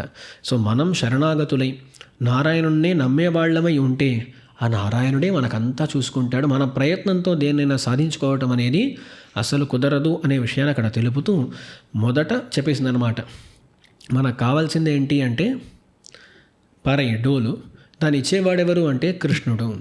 ఈ డోలు అనేది ఏంటో తిరుప్పావిలో చివర వ్యక్తమవుతుంది అనమాట. చివర వ్యక్తమవుతుంది, అది ఏంటో చూద్దాం అక్కడ. సో ఇది మొదటి పాశురం అండి, గుర్తుపెట్టుకోవాలి అందరూ కూడా. మొదటి పాశురంలో ఇచ్చ ఉన్న వాళ్ళందరూ రావచ్చు అని చెప్పి ఇచ్చేవాడెవరు, ఇవ్వబడేదేంటి అనే విషయాలు చెప్పారు. సో ఇది మొదటి పాశురం అయిందా. ఇప్పుడు రెండో పాశురం వచ్చింది. రెండో పాశురంలో శయ్యం కిరిసెగళ్ కేళీరో వయ్యత్తు వాళ్వీర్హాళ్ అని పాశురం. వ్రతం కోసం మనం చేయవలసిన పనులేంటి అని ఒక లిస్ట్ అన్నమాట. ఏమంటుంది? పార్కడలుள் పయ్యత్తు ఇన్న పరమ నడిపాడి నెయ్యి ఉన్నోం పాలున్నోం నాట్కాలే నీరాడి மையெட்டெழுதோம் மலரிட்டனாம் முடியும் செய்யாதன செய்யோம் தீக்கருளை சென்றோதும் అయ్యముం పిచ్చయం ఆందనయం కైగాటి ఉయ్యుమారణి ఉగంద్. అంటే మనం వ్రతం కోసం సంతోషంగా చేయాలి. ఏ పని చేసినా సంతోషంగా చేయాలి. ఉగంద్ శయ్యం కిరిసెగళ్ అంటుంది. ఏ పని చేసినా ఎటువంటి భావంతో చేయాలి? సంతోషంగా చేయాలండి. అయ్యో చేయాల్సిందే అని చేసామనుకోండి, ఆ జీవితం వ్యర్థం. అలా కాకుండా చేయగలుగుతున్నామే భగవంతునికి, ఇంత శక్తి మనకి ఇచ్చాడే అనేటువంటి ఆ సంతోషంతో ఆసక్తితో మనము చేయాలి అనే విషయాన్ని చెబుతుంది గోదాదేవి. అలా ఈ వ్రతం కోసం చాలా సంతోషంగా మనం చేయవలసినవి ఇవి అని ఒక లిస్ట్ ఇస్తుంది అనమాట. భగవంతుణ్ణి స్తుతిస్తూ ఉండాలి. భోగ్య పదార్థాలు ఏం వద్దు మాకు, నెయ్యి వద్దు, పాలు వద్దు, ఇవేం వద్దు అని అంటుంది. దాంట్లో చాలా ముఖ్యమైన మాట ఒకటి ఏంటంటే శయ్యాదన శయ్యోం అంటుంది. మన పెద్దవాళ్ళు వేటిని అనుష్ఠించలేదో వాటిని మనం చెయ్యరాదు. దీని యొక్క తాత్పర్యాన్ని మనం సరిగ్గా అర్థం చేసుకోవాలి. ఒక వ్రతం కోసం అని కాదు, మన జీవితంలో కూడా మనం ఒక పని చేస్తున్నాము అంటే ఈ పనిని మన పెద్దవాళ్ళు ఎప్పుడైనా చేశారా, మన పూర్వాచార్యులు ఎప్పుడైనా అనుష్ఠించారా, వాళ్ళు అనుష్ఠించిన దాన్ని మనం అనుష్ఠిస్తున్నామో చూసుకోవాలండి. వాళ్ళు ఏం చేశారో వాటిని మనము చేయాలి, వారు ఏం చేయలేదో వాటిని మనం చేయటం తప్పు. ఈ విషయాన్ని సరిగ్గా అర్థం చేసుకోవాలన్నమాట. మనకేదో తోచింది అని చేయటం కాదు. శిష్టాచార ప్రమాణం. ప్రమాణాలు ఏంటి అంటే శృతి స్మృతి శిష్టాచారం అంటారు. శిష్టాచార ప్రమాణం. సో ఈ మూడిట్లో కూడా ప్రబలమైనది శిష్టాచారమే అంటారు. అది పెద్ద విచారం అండి. మళ్ళీ ఈరోజు మనం అది చేయలేం, కానీ అది పెద్ద విచారం. ఏ రకంగా అది ప్రబలం, ఏ రకంగా అది దుర్బలం, రెండు ఉన్నాయి. శృతి స్మృతి శిష్టాచారం అంటే ఒక రకంగా మూడోదిగా చెప్పబడుతుంది కాబట్టి దానికి ఒక దౌర్బల్యం కూడా ఉంది, ఒక ప్రాబల్యం కూడా ఉంది. ఓకే, అది వేరే సందర్భంలో చెప్తాను. కానీ ఇక్కడ విషయం ఏంటంటే ఈరోజు మనం చూసేది ఏంటి, వాళ్ళకి నచ్చినది ఏదో చేయటం, కొత్తగా చేయటం, లేనిపోని క్రియలు చేయటం. ఓకేనా? మనకు అని పూర్వాచార్యులు ఏ క్రియలు చూపించారో వాటిని మాత్రమే మనం అనుష్ఠించాలి, కానీ ఏవేవో మనకు తోచినవి మనం అనుష్ఠించరాదు అనేది చాలా ముఖ్యమైన విషయం. ప్రమాణం ఏంటంటే వాళ్ళు ఏం చేశారు, వాళ్ళు శృతులను కూడా చూసుంటారు, స్మృతులను కూడా చూసుంటారు, చివరికి వాళ్ళు చూసి ఆచరిస్తున్నారు. అటువంటి వాళ్ళ యొక్క ఆచారాన్ని తెలుసుకొని మనం ఆచరించాలి. అదేంటి, పూర్వాచార్యుల యొక్క అనుష్ఠానాన్ని చూసి వాళ్ళు చేశారా మనం చేద్దాం, వాళ్ళు చేయలేదా మనకొద్దు, వాళ్ళు చేసిన వాటన్నిటిని మనం చేయాలి, వాళ్ళు చేయని దాన్ని మనం చేయరాదు. ఈ విషయంలో చాలా దృఢంగా ఉండాలి. సరే, అలా వ్రతం కోసం ఏమేమి చేయవచ్చును చేయరాదు అనే విషయాన్ని రెండో పాశురంలో చెప్పేసింది. ఇప్పుడు వెంటనే మూడో పాశురంలో ఈ వ్రతం చేస్తే మనకేం ఫలం దక్కుతుంది అంటే అప్పుడు చెబుతుంది అన్నమాట. తీంగిన్ నాడెల్లాం తింగళ్ ముమ్మారి పెయిర్ ఓంగు పెரும் చెన్నలూడు కయలుగళ పొంగువళై పోదెల్ పొరివండు కణ్పడుప్ప. అలా చాలా అందమైన పాశురం, ఓంగి ఉలహళంద అనే పాశురం. ఇప్పుడు ఏంటంటే గోదాదేవికి ఈ ఫలాల మీద పెద్దగా ఆశ లేదు. ఆమె కావాల్సిందంతా కృష్ణ కైంకర్యం, దాన్ని చివరికి చెబుతుంది అన్నమాట. కానీ ఇక్కడ గోదాదేవి ఏమంటుందంటే మనను కృష్ణునితో చేరటం కోసమని అనుమతించారు వీళ్ళందరూ కూడా. ఇప్పటిదాకా మనల్ని గదుల్లో లాక్ చేసి పెట్టిన వాళ్ళు ఇప్పుడు మనని కృష్ణునితో కలవటానికి వదిలేరు. వాళ్ళు అనుకున్నది జరగాలి కదా, వాళ్లకు ఫలం దక్కాలి కదా, వాళ్ళకి ఈ ఫలం అంతా దొరుకుతుంది అని చెప్పింది. అక్కడ చెబుతూ నాడెల్లాం అంటుంది, మనం ఈ వ్రతం చేయటం వల్ల ఏర్పడే సమృద్ధి ఏదో మన కోసం మాత్రం కాదు, లోకమంతా ప్రపంచమంతా కూడా ఈ ఫలం వ్యాపిస్తుంది. మన సనాతన ధర్మంలో ఉండేటువంటి గొప్పతనం ఇదే. మనం ఎప్పుడు కూడా మేం బాగుపడాలి అని అనుకునే వాళ్ళము కాదు. ఏమంటాం, ఈ భూమంతా కూడా జగమంతా కూడా బాగుండాలి. సర్వే జనాః సుఖినో భవంతు, సర్వే భక్తాః, సర్వే ధార్మికాః, సర్వే జనాః సుఖినో భవంతు, అందరూ బాగుపడాలి అని అనుకునే వాళ్ళమే. వైష్ణవ సంప్రదాయంలో కూడా అంతే. మనం రోజు ఏం ప్రార్థిస్తామండి? అడియార్హళ్ వాழ, అరంగనగర్ వాழ, షడగోబన్ తందమిழ்నూల్ వాழ, కడల్ సూழ்ந்த మన్నులహం వాழ. సముద్రము చేత చుట్టబడిన ఈ లోకమంతా జీవించాలి, లోకమంతా జీవించాలి ప్రార్థించే వాళ్ళము. దానికి మూలం ఏంటంటే మన గోదాదేవియే. ఆమంటుంది తీంగిన్ని నాడెల్లాం తింగళ్ ముమ్మారి పెయిరు. సో మన వైష్ణవ సంప్రదాయంలో అందరూ బాగుపడాలి అనేటువంటి భావన రావటానికి ముఖ్య కారణం ఏంటి అంటే గోదాదేవి యొక్క శ్రీ సూక్తి. ఆమంది నాడెల్లాం, లోకమంతా, ప్రపంచమంతా, దేశమంతటా కూడా ఈ సమృద్ధులు ఏర్పడతాయి అని గోదాదేవి చెబుతుందన్నమాట.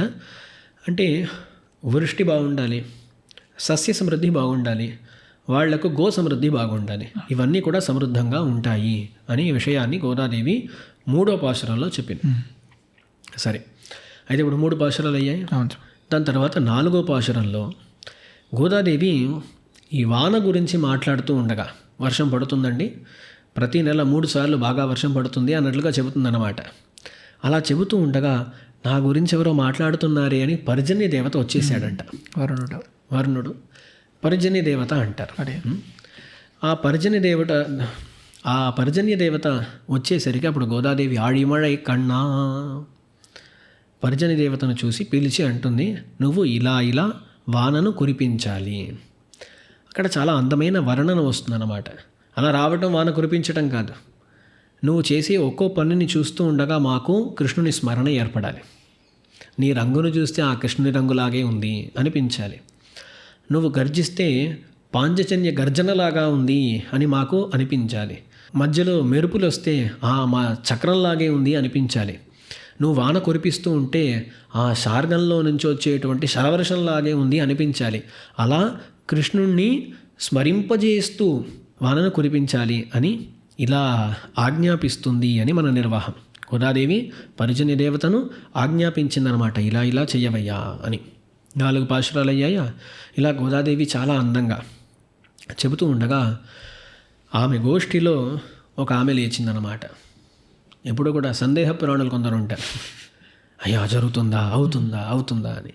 అలా ఒక ఆమె లేచింది, గోదాదేవి నువ్వు బాగా మాట్లాడుతున్నావు ఇలా ఇలా చేద్దామని, కానీ మనం ఎన్నో రోజులుగా ఎన్నో పాపాలు చేసిన వాళ్ళం కదా, ఈ వ్రతం జరుగుతుందా, మనం ఆశించింది జరుగుతుందా అని ఆమె అడగ్గా, అప్పుడు 5వ పాశురంలో గోదాదేవి అంటుంది, తూయోమాయి వందనాం తూమలర్ తూవి తొழுது வாயினால் பாடி மனத்தினால் சிந்திக்க போயபுழையும் பூதருவான் நின்னனவும் తీయినిల్ తూషాగుం సెప్పు.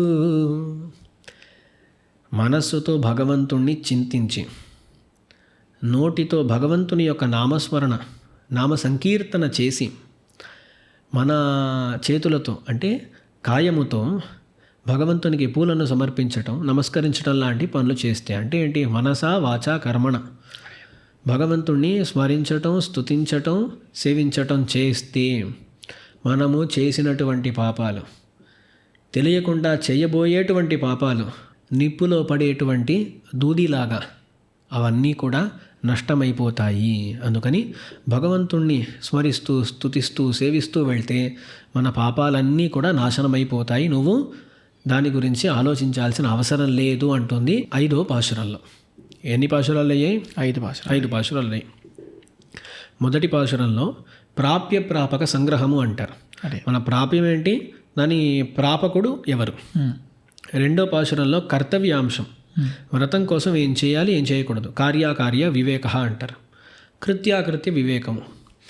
3వ దాంట్లో ఫలం ఏంటి, వ్రతం చేయటం వల్ల మిగతా వాళ్ళకి దొరికేటువంటి ఫలం ఏంటి చెప్పింది. 4వ పాశురంలో ప్రాసంగికంగా పర్జన్య దేవత రాగా పర్జన్య దేవతను ఆజ్ఞాపించటం. 5వ పాశురంలో వీటికి ప్రతిబంధకాలు ఏర్పడవా, అని పాపాలు ఉన్నాయి కదా అంటే మంచి పనులు చేస్తూ మనం వెళ్తే ఆ పాపాలన్నీ కూడా తమంతట తామే నశిస్తాయి, తొలగిపోతాయి అనే విషయాన్ని చెప్పింది. 5 పాశురాలు అయ్యి. ఈ 5 పాశురాన్ని ఉపోద్ఘాతం అంటారండి. తిరుప్పావేలు ఉపోద్ఘాతం అంట ఇదంతా కూడా. దీని తర్వాత ఇప్పుడు గోదాదేవి ఏం చేస్తుందంటే 10 పాశురాలు, ఈ 5 పాశురాలు ఒక ఘట్టం, ఒక ప్రకరణం. దీని తరువాత వచ్చేటువంటి 10 పాశురాలు ఒక ప్రకరణం. ఇక్కడ ఏమవుతుందంటే మనం ముందే చూసాము, గోదాదేవికి నిద్ర పట్టలేదు, ఇంకొందరు సఖులు వాళ్ళకు కూడా నిద్ర పట్టలేదు.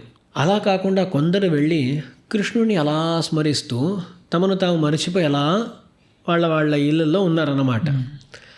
అటువంటి వాళ్లను మేల్కొల్పాల్సిన అవసరం ఉంది. వాళ్లను మేల్కొల్పటమే 10 పాశురాలు జరుగుతుంది. 5 పాశురాలు ఉపోద్ఘాతం, దాని తర్వాత ఉండేటువంటి 10 పాశురాలు కూడా నిద్ర లేపటము. ఇక్కడ చాలా అర్థాలు ఉన్నాయి. కృష్ణుణ్ణి కలవబోతున్నాము. కృష్ణుణ్ణి కలవటానికి వెళ్ళేటప్పుడు విడిగా వెళ్ళరాదు, ఒంటరిగా వెళ్ళరాదు, అందరినీ కలుపుకొని వెళ్ళాలి అనే విషయాన్ని గోదాదేవి సూచిస్తోంది ఇక్కడ. ఎందుకు వాళ్ళు నిద్రపోతున్నారండి, నిద్రపోనివ్వండి, వెళ్ళిపో ఉండొచ్చు. గోదాదేవి కాదు, ఒక్కరు కూడా మిస్ అవ్వకూడదు, అందరినీ కలుపుకొని వెళ్ళాలి అనేటువంటి భావంతో అందరినీ లేపిందన్నమాట. మరొకటి, కృష్ణుడు ఎలాంటి వాడంటే, మీరు గంగలో చూశారనుకోండి, గంగా ప్రవాహం ఎలా ఉంటుంది, చాలా వేగంగా ఉంటుంది. కొన్నిసార్లు నీళ్లు చాలా తక్కువ ఉంటాయి, మోకాల దాకా కూడా నీళ్లు ఉండవు. కానీ దాంట్లో అడుగు పెట్టామనుకోండి, ఆ వేగం లాక్కొని వెళ్ళిపోతుంది అన్నమాట. అలాంటి వాటిలో దిగేటప్పుడు ఏం చేయాలంటే ఒంటరిగా వెళ్ళకూడదు, ఓ నలుగురు చేతులు పట్టుకొని లోపల దిగాలి. అలాగే కృష్ణుడు ఎటువంటి ఒక వ్యక్తి అంటే ఒక సౌందర్య సాగరము, సౌందర్య నది అన్నమాట. ఆ కృష్ణుడిని అనుభవించడానికి వెళ్ళేటప్పుడు ఒంటరిగా వెళ్ళిపోతే అక్కడ అంతే చిక్కుకుంటాం అన్నమాట. అందుకని అందరినీ కలుపుకొని వెళ్ళాలి అని అంటారు. మరొకటి, ఎప్పుడూ కూడా భగవంతుని వద్దకు వెళ్ళేటప్పుడు భక్తులతో పాటు వెళ్ళాలి. వాళ్లను ముందు పెట్టి మనం వెళ్ళామంటే వాళ్ళ మీద ఉండేటువంటి ఆ ప్రేమ మన మీద కూడా వచ్చి చేరుతుంది. ఇలా రకరకాల కారణముల చేత గోదాదేవి ఒంటరిగా వెళ్లకుండా అందరినీ కలుపుకొని వెళ్ళాలి అని నిర్ణయించుకుంది. అందుకని 10 పాశురాల్లో 10 రకాల గోపికలను లేపుతుందన్నమాట. 10 రకాల గోపులు అంటే ఎంతోమంది గోపులను లేపు ఉంటుంది, కానీ ఇక్కడ 10 అని చెప్పటం ఒక ఉపలక్షణం అంట. 10 అని చెప్పినా సరే ఎంతమంది అంటే కృష్ణానుభవంలో మునిగి ఉన్నారో వాళ్ళందరినీ కూడా తీసుకుని వెళ్ళింది గోదాదేవి అని తాత్పర్యం అర్థం చేసుకోవాలి. ఇక్కడ ఒక్కో పాశురంలో చూసామంటే, ఒక పాశురంలో బిళ్ళాయ్ అంటుంది, ఓ బాలా అంటుంది. ఒక పాశురంలో నాయక పెణ్ బిళ్ళాయ్, ఓ నాయక స్త్రీ అంటుంది. ఒక పాశురంలో చాలా అందమైన కళ్ళు కలదానా అని అంటుంది. సో ఒక్కొక్క గోపికకు ఉండేటువంటి విశిష్టత వేరువేరు. ఒక ఆమె ఇప్పుడిప్పుడే సంప్రదాయంలో వచ్చిందనమాట, కృష్ణ భక్తిలో ఇప్పుడిప్పుడే అడుగుపెట్టింది. ఒక ఆమె నాయకి అంటే ఎన్నో ఏళ్లుగా సంప్రదాయంలో ఉంది. ఇలా రకరకాల వాళ్ళు ఉండగా ఒక్కరిని కూడా వదిలిపెట్టకుండా అందరినీ తీసుకువెళ్ళటం. మనం ఏం చేస్తామండి లోకల్లో, వీళ్ళలో ఈ దోషం ఉంది వదిలేద్దాం, వాళ్ళలో ఆ దోషం ఉంది వదిలేద్దాం అని అనుకుంటాం. అలా కాకుండా వాటి మీద దృష్టి పెట్టకుండా వాళ్ళ యొక్క గుణాలపైన దృష్టి పెట్టి అందరినీ కలుపుకోవాలి అనేటువంటి విషయాన్ని ఇక్కడ తెలుపుతోంది గోదాదేవి. సో 10 పాశురాలండి, చాలా అందమైన పాశురాలు. 10 పాశురాల్లో 10 రకమైన గోపికలను లేపటము అని ఇలా అర్థం చేసుకోవచ్చును. దాంట్లో మధ్యలో ఎన్నో సాంప్రదాయిక అర్థాలు దాగి ఉన్నాయి. వాటిని కాలక్షేపాల ద్వారా అందరూ కూడా తెలుసుకోవచ్చును. దాంట్లో 15వ పాశురం 15th అదే ఎల్లే ఇళంకిళి అనే పాశురం. ఆ ఒక పాశురం మాత్రం సంవాదాత్మకంగా ఉంటుంది. వీళ్ళు లోపల ఉండేటువంటి ఆ గోపికను ఏదో అనటం, ఆమె తిరిగి అనటం, మళ్ళీ వీళ్ళు అనటం అన్నట్లుగా ఉంటుంది. ఆ పాశురం చాలా ముఖ్యమైన పాశురం అంటూ ఉంటారు. అక్కడ ఏమవుతుందంటే, గోదాదేవి లేపుతోంది, లోపల ఉండేటువంటి ఆ గోపిక మనల్ని తిడుతున్నారేమో అనుకుంటుంది. వీళ్ళ మధ్యలో ఒక వాగ్వాదం ఏర్పడుతుందన్నమాట. ఆ వాగ్వాదం ఏర్పడిన తరువాత చివరికి ఏమవుతుందంటే, నానేదా నాయుడుగా, అవునమ్మా నేనే తప్పు చేశాను అని లోపల ఉండేటువంటి గోపిక అంటుంది. ఆ మాట చాలా ముఖ్యమైన మాట, ఆ వాక్యము నానేదా నాయుడుగా, నేనే దోషం చేసిన దాన్ని అని చెప్పటంలో ఎన్నో శాస్త్రార్థాలు ఉన్నాయండి. ఏంటి అంటే, ఎప్పుడు కూడా ఒక భక్తునితో మన గొడవ ఏర్పడితే మొదట మన దోషాన్ని మనం ఒప్పుకోవాలి. వాళ్ళు తిట్టేశారు అనుకోండి, మన వైపు న్యాయం ఉన్నా సరే మొదట ఆ భక్తులను నమస్కరించి వాళ్లను క్షమించమని ప్రార్థించి వాళ్ళని ప్రసన్నులు గావించి దాని తరువాత మన న్యాయాన్ని మనం చెప్పవచ్చును. కానీ మొదట మనమే దోషం చేసిన వాళ్ళముగా ఒప్పుకోవటం, ఇటువంటి నిష్ఠ కలగటం చాలా అరుదు. కానీ అటువంటి నిష్ఠ రావాలి అని మనం ప్రార్థించుకోవాలి. చాలా అందమైన పాశురం, దాంట్లో ఎన్నో తాత్పర్యాలను మన ఆచార్యులు తెలుపుతూ ఉంటారండి. సరే, అటువంటి ఎన్నో పాశురాలు ఉన్నాయి ఈ ప్రకరణంలో. కానీ ఏమైనా సరే 15వ పాశురం చాలా ముఖ్యమంటారు. అది కూడా తిరుప్పావికి మధ్యలో వస్తుంది కదా, అవును స్వామి, మధ్యలో రావటం చేత ఆ పాశురం చాలా ముఖ్యము అని అంటారు. దాంట్లో భాగవత శేషత్వము అనే విషయం చెప్పబడింది అని అంటారు. ఇది ఒక గుర్తుపెట్టుకోండి, ఎల్లే ఇళంగిళి పాశురంలో దాన్ని గమనించండి. సరే, 15వ పాశురం ఇదొక ప్రకరణం సంపూర్ణం. ఇప్పుడు మొదటి 5 పాశురాలు ఒక ప్రకరణం, దాని తర్వాత వచ్చేటువంటి 10 పాశురాలు ఒక ప్రకరణం, 15 పాశురాలు అయ్యాయి. అందరికీ తెలుసు తిరుప్పావిలో 30 పాశురాలని. మిగతా పాశురాలు ఎన్ని ఉన్నాయి ఇప్పుడు? 15 పాశురాలు ఉన్నాయి. ఇప్పుడు నెక్స్ట్ 5 పాశురాలు ఇదొక ప్రకరణం, త్వరగా చెప్పేస్తాను. నాయగనాయ అనే పాశురానికి గోపికలతో పాటు నందగోప భవన ద్వారానికి వెళ్ళిపోయిన గోదాదేవి. ఇప్పుడు అక్కడ వెళ్తూ ఉండగా ఆ ద్వారపాలకుల యొక్క అనుమతి తీసుకొని లోపలికి వెళ్ళాలి, అవునా? అందుకని ఆ ద్వారపాలకులతో ఏర్పడేటువంటి సంవాదము, అది 16వ పాశురం. ఆ ద్వారపాలకుల యొక్క అనుమతి పొందుతారు. ద్వారపాలకులు అంటారు, ఒక క్షేత్రపాలకులు ద్వారపాలకులు అని విడిగా చెప్పడం కూడా ఉంటుందన్నమాట. అక్కడ ఉండేటువంటి ఆ సెక్యూరిటీ వాళ్ళండి, చివరికి వాళ్ళ అనుమతి లేకుండా లోపలికి వెళ్ళలేం కదా. ఎంత పెద్దవాడైనా సరే కొన్ని చోట్ల సెక్యూరిటీకి తెలిస్తేనే, సెక్యూరిటీ అనుమతి లేకుండా లోపలికి వెళ్ళలేం. సో వీళ్ళ ద్వారపాలకుల యొక్క అనుమతి పొందటము, అది 16వ పాశురం. దాని తరువాత 17వ పాశురానికి వచ్చేసరికి అక్కడ ఏమవుతుంది అంటే, వీళ్ళు లోపలికి వెళ్ళిపోయారు. ఇప్పుడు ద్వారపాలకుల అనుమతి పొంది లోపలికి వెళ్ళారు. లోపలికి వెళ్తే ఫస్ట్ ఒక రూమ్ ఉందన్నమాట. అక్కడ ఎవరున్నారు అంటే నందగోపుడు, యశోదమ్మ ఉన్నారు.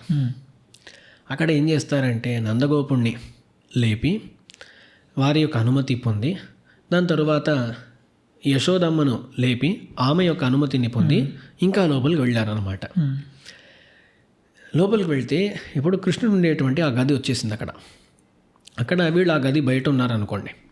గది బయట ఉంటూ వీళ్ళు ఏం చేస్తారంటే నేరుగా కృష్ణుడిని లేపేశారు. అంబరమూడరు తొంగి ఉలహళంద ఉంబరు కోమాని ఉరంగాది ఎഴുందిరాయ్ అన్నారు.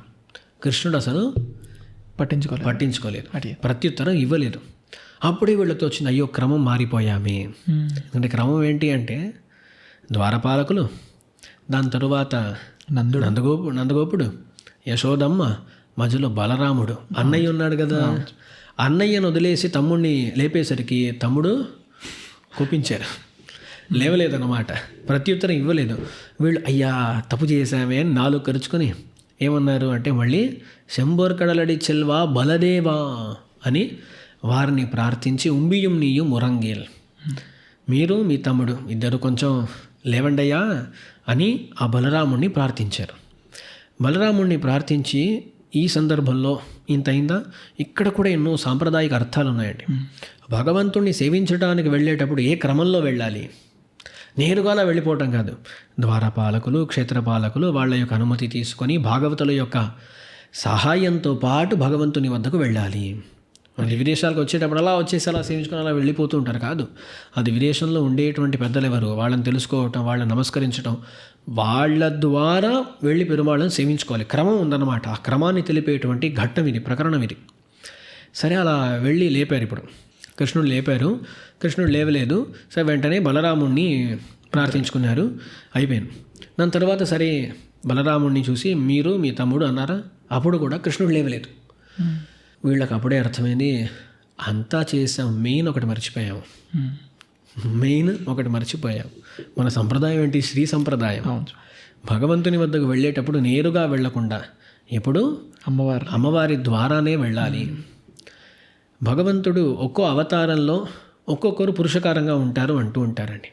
రామావతారంలో సీతమ్మ పురుషకారము, సీతమ్మ ద్వారా వెళ్ళాలి ఎప్పుడు కూడా. సీతమ్మ పక్కన ఉంటే అందరూ కాపాడబడతారన్నమాట. అది రామావతారంలో.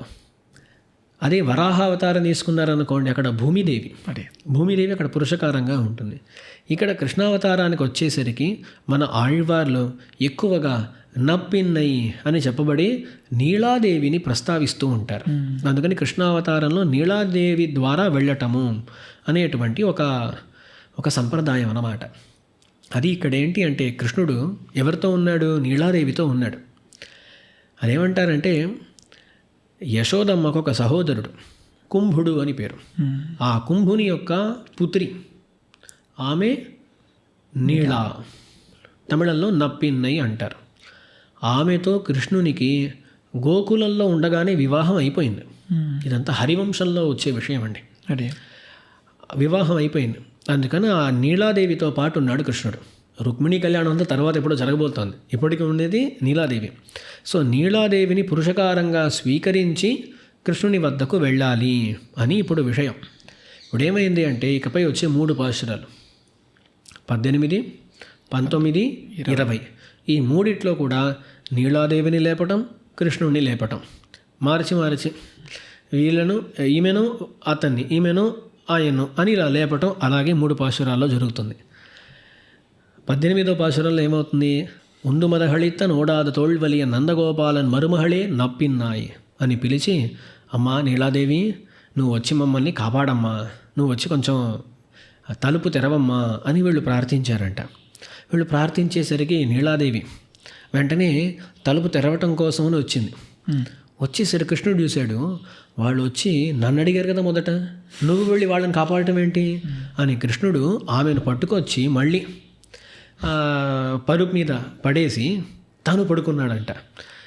కృష్ణుడు నీలాదేవిని కూడా రక్షించటానికి వదలకుండా తను నీలాదేవి స్పర్శ చేత మళ్ళీ మోహంగతుడై అలా ఉండిపోగా 19వ పాశురంలో మళ్ళీ ఏమంటారు? వైత్తికిడంద మలర్మారుబా వాయిదిరవాయ్, కృష్ణ నువ్వు ఇలా చేయకూడదయ్యా, మా నీలాదేవి వస్తున్న శబ్దం వినపడింది, అప్పటిలోగా నువ్వే ఆమెను ఇలా పరుపులో మళ్ళీ పడేశావేమో, అందుకని నువ్వు ఇలా చేయరాదయ్యా అని అన్నారు. దాని తరువాత కృష్ణుడిని ఇలా ప్రార్థించారా? ప్రార్థించిన వెంటనే కృష్ణుడు వస్తున్నానమ్మా అని నోరు తెరవబోయాడంట. అప్పుడు మన నీలాదేవి అక్కడి నుంచి నువ్వు నోరు తెరిచావంటే చూడు అన్నట్లుగా సైగ చేసిందంట. అంటే అర్థం ఏంటి అంటే వాళ్ళు నన్నే ప్రార్థించారుగా, నేనే రక్షిస్తాను, నువ్వు మధ్యలో మాట్లాడటం ఏంటి అని నీలాదేవి యొక్క భావన.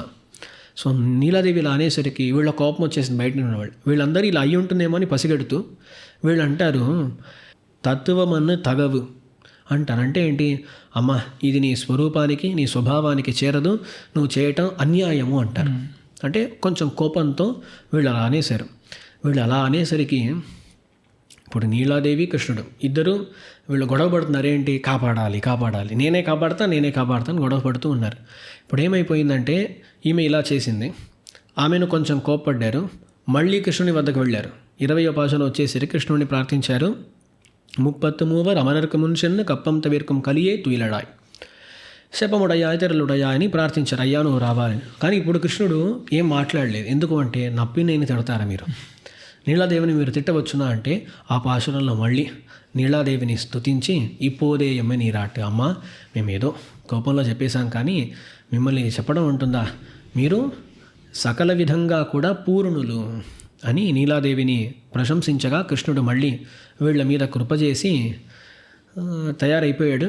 నీలాదేవి కూడా వచ్చి వీళ్ళ తలుపు తెరిచి, అమ్మ నేను మీకు పురుషకారం చేయటం ఏంటి, నేను మీలో ఒకదాన్నే అని వీళ్ళతో పాటు కలిసిపోయి వీళ్ళందరూ కలిసి కృష్ణుని లేపటం ఇంకో ఘట్టం. సో ఇప్పుడు 16వ పాశురంలో నుంచి 20వ పాశురం ఆ 5 పాశురాలు ఒక ప్రకరణం అన్నమాట. ఏంటి? కృష్ణుణ్ణి లేపటానికి ముందు ఎవరెవరిని లేపాలో వాళ్ళందరినీ లేపుట అనేది ఈ ఘట్టం, ఈ ప్రకరణం అన్నమాట.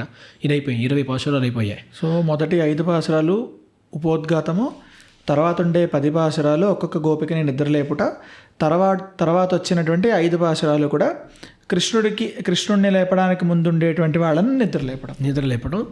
ఒకటి మాత్రం జాగ్రత్తగా చెప్పాలి, ద్వారపాలకుల యొక్క అనుమతి పొందటం. ద్వారపాలకులు వాళ్ళు నిద్రపోయారు అనుకోండి చాలా కష్టం అయిపోతుంది. అందుకని అక్కడ మాత్రం జాగ్రత్తగా చెప్పాలి. అందరినీ లేపటం కాదు, క్షేత్రపాలకులు ద్వారపాలకులు వాళ్ళను మాత్రం వాళ్ళ అనుమతి తీసుకోవడం, వాళ్ళ యొక్క అనుమతి తీసుకోవడం, మిగతా వాళ్ళు లేపటం ఉంటుంది. వాళ్ళు నిద్రపోయారు అనుకోండి, వాచ్మెన్ నిద్రపోతే ఏమవుతుంది? సో అందుకని అక్కడ మాత్రం జాగ్రత్తగా చెప్పాలి. సో 20 పాశురాలు అయిపోయాయా. ఇప్పుడు నప్పిని కూడా ఏమంది, నేనున్నానమ్మా, నేను కూడా మీ గోష్ఠిలో చేరిపోతాను అని వచ్చేసింది. వచ్చేసరికి ఇప్పుడు ఏం చేస్తారంటే 21వ పాశురంలో ఏత్తకలంగళ్ ఎదురుభొంగి మీదళిప్ప మాత్తారే పాల్చొరియం వళ్ళల్ పెరుంబసు కళాత్తప్పడైతాన్ మగనే అరివురాయ్ అని అందరూ కలిసి కృష్ణుణ్ణి లేపటము. 21వ పాశురం. కృష్ణుడు లేస్తూ ఉండగా వీళ్ళేం ప్రార్థన అంటే, దేవరు వారు లేచేటప్పుడు మీ కటాక్షాలు, మొదటి కటాక్షాలు మా మీద పడాలి అని ఆ కటాక్షాల యొక్క ప్రార్థన 22వ పాశురం. అదే అంగణ్మా జ్ఞానత్తరశర్ అని చాలా అందమైన విషయాలు ఎన్నో ఉన్నాయి ఇక్కడ.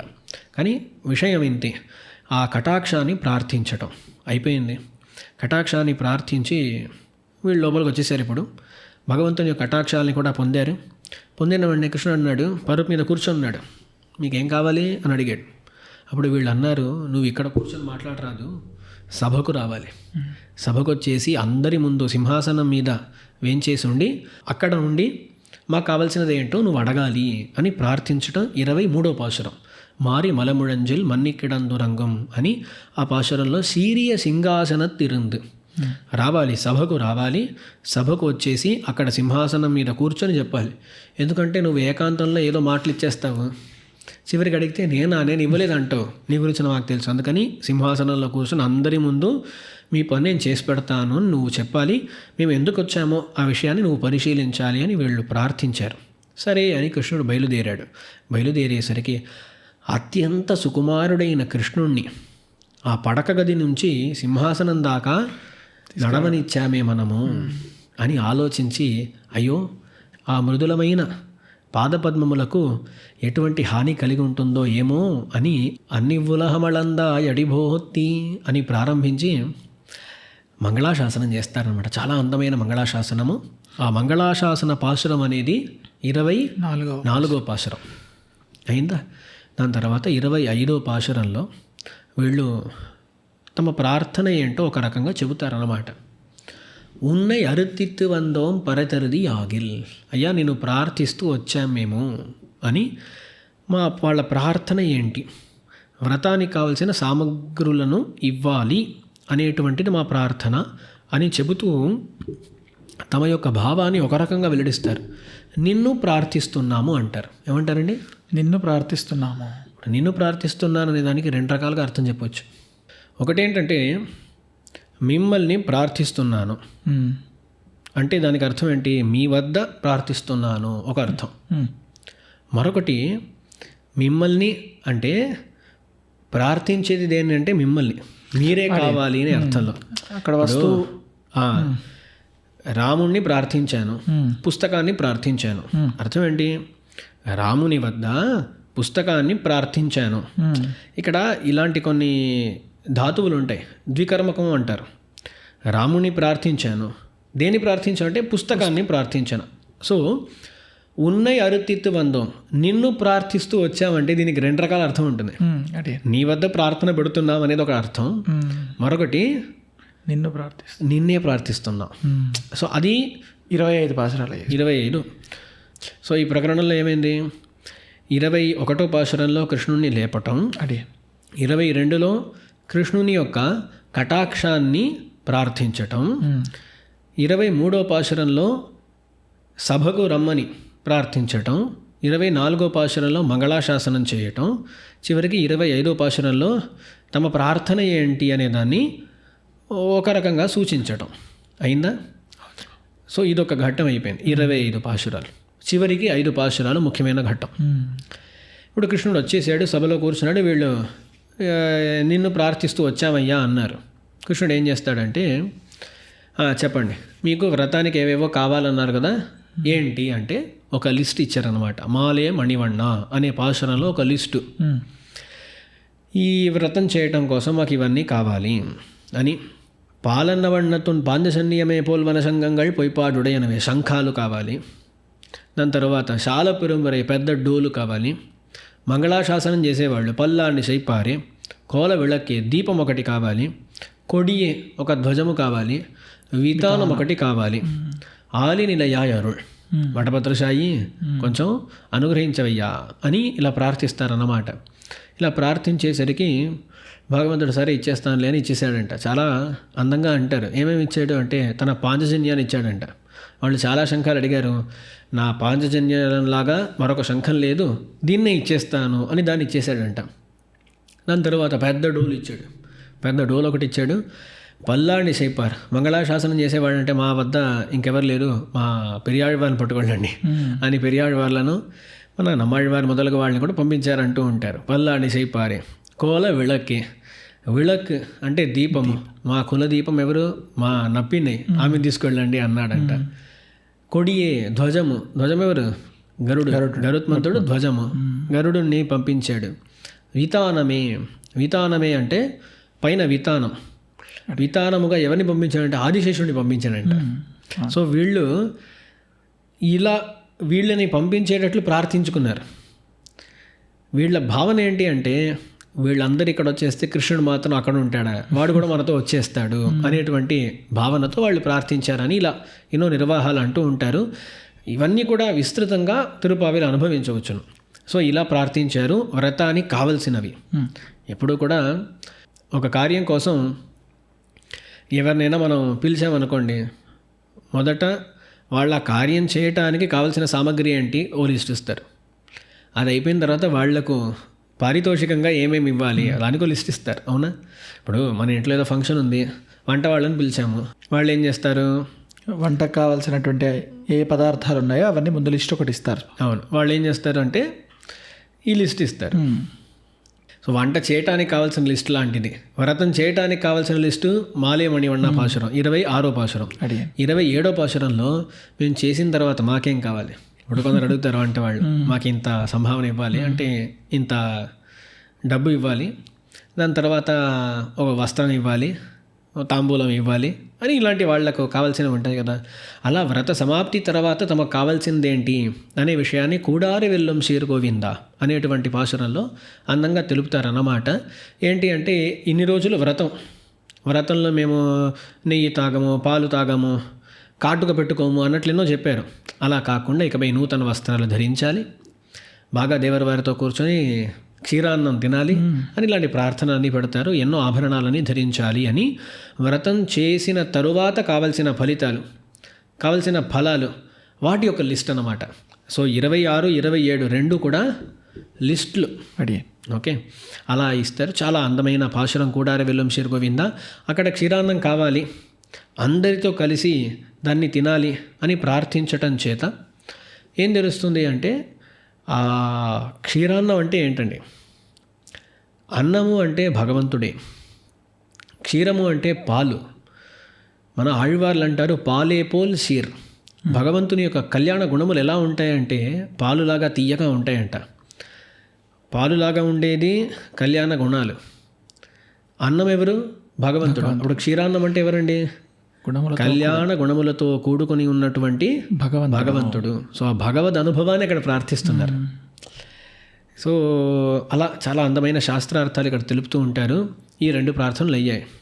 ఇంత తర్వాత కృష్ణుడు అడిగాడు, సరే ఇవన్నీ అడుగుతున్నారే, మీ దగ్గర ఏముందని నేను ఇవన్నీ చేయాలి అని అడిగాడు కృష్ణుడు. అప్పుడు 28వ పాశురం వచ్చింది. కరవెహళ్ పిన్షన్ అనే పాశురం. ఇక్కడే శరణాగతి చేస్తారన్నమాట. అయ్యా మా దగ్గర ఏం లేదు, మేము కర్మానుష్ఠానం చేసిన వాళ్ళము కాము, జ్ఞానం ఉందంటే జ్ఞానం లేదు, జ్ఞాన విశేషమైన భక్తి కూడా లేదు, అసలు ఏం లేదయ్యా, అరివొన్నుమిల్లాద ఆయి కులత్తుందన్నై పిరవి పెరుందనై పుణ్యం యాముడయం. మరేముంది అంటే నువ్వు మా కులంలో పుట్టావు, నువ్వు మాకున్నావు, ఇంకేం కావాలి? నువ్వే పుణ్యస్వరూపుడివి, కృష్ణం ధర్మం సనాతనం అంటూ ఉంటారు. అందుకని కృష్ణుడే సనాతన ధర్మము, అందుకని నువ్వున్నావయ్యా అన్నారు. ఇదే శరణాగతి అంటే. మనం శరణాగతి వీడియోలో చూసామన్నమాట. నా దగ్గర ఏం లేదు, భగవంతుడే ఉపాయము, భగవంతుడే సాధనము అనేటువంటి భావనే శరణాగతి. ఆ శరణాగతిని ప్రస్తావించేటువంటి అందమైన పాశురము కరవెహళ్ పిన్షన్ అనే పాశురము. అక్కడ ఆ శరణాగతిని అనుష్ఠించారు.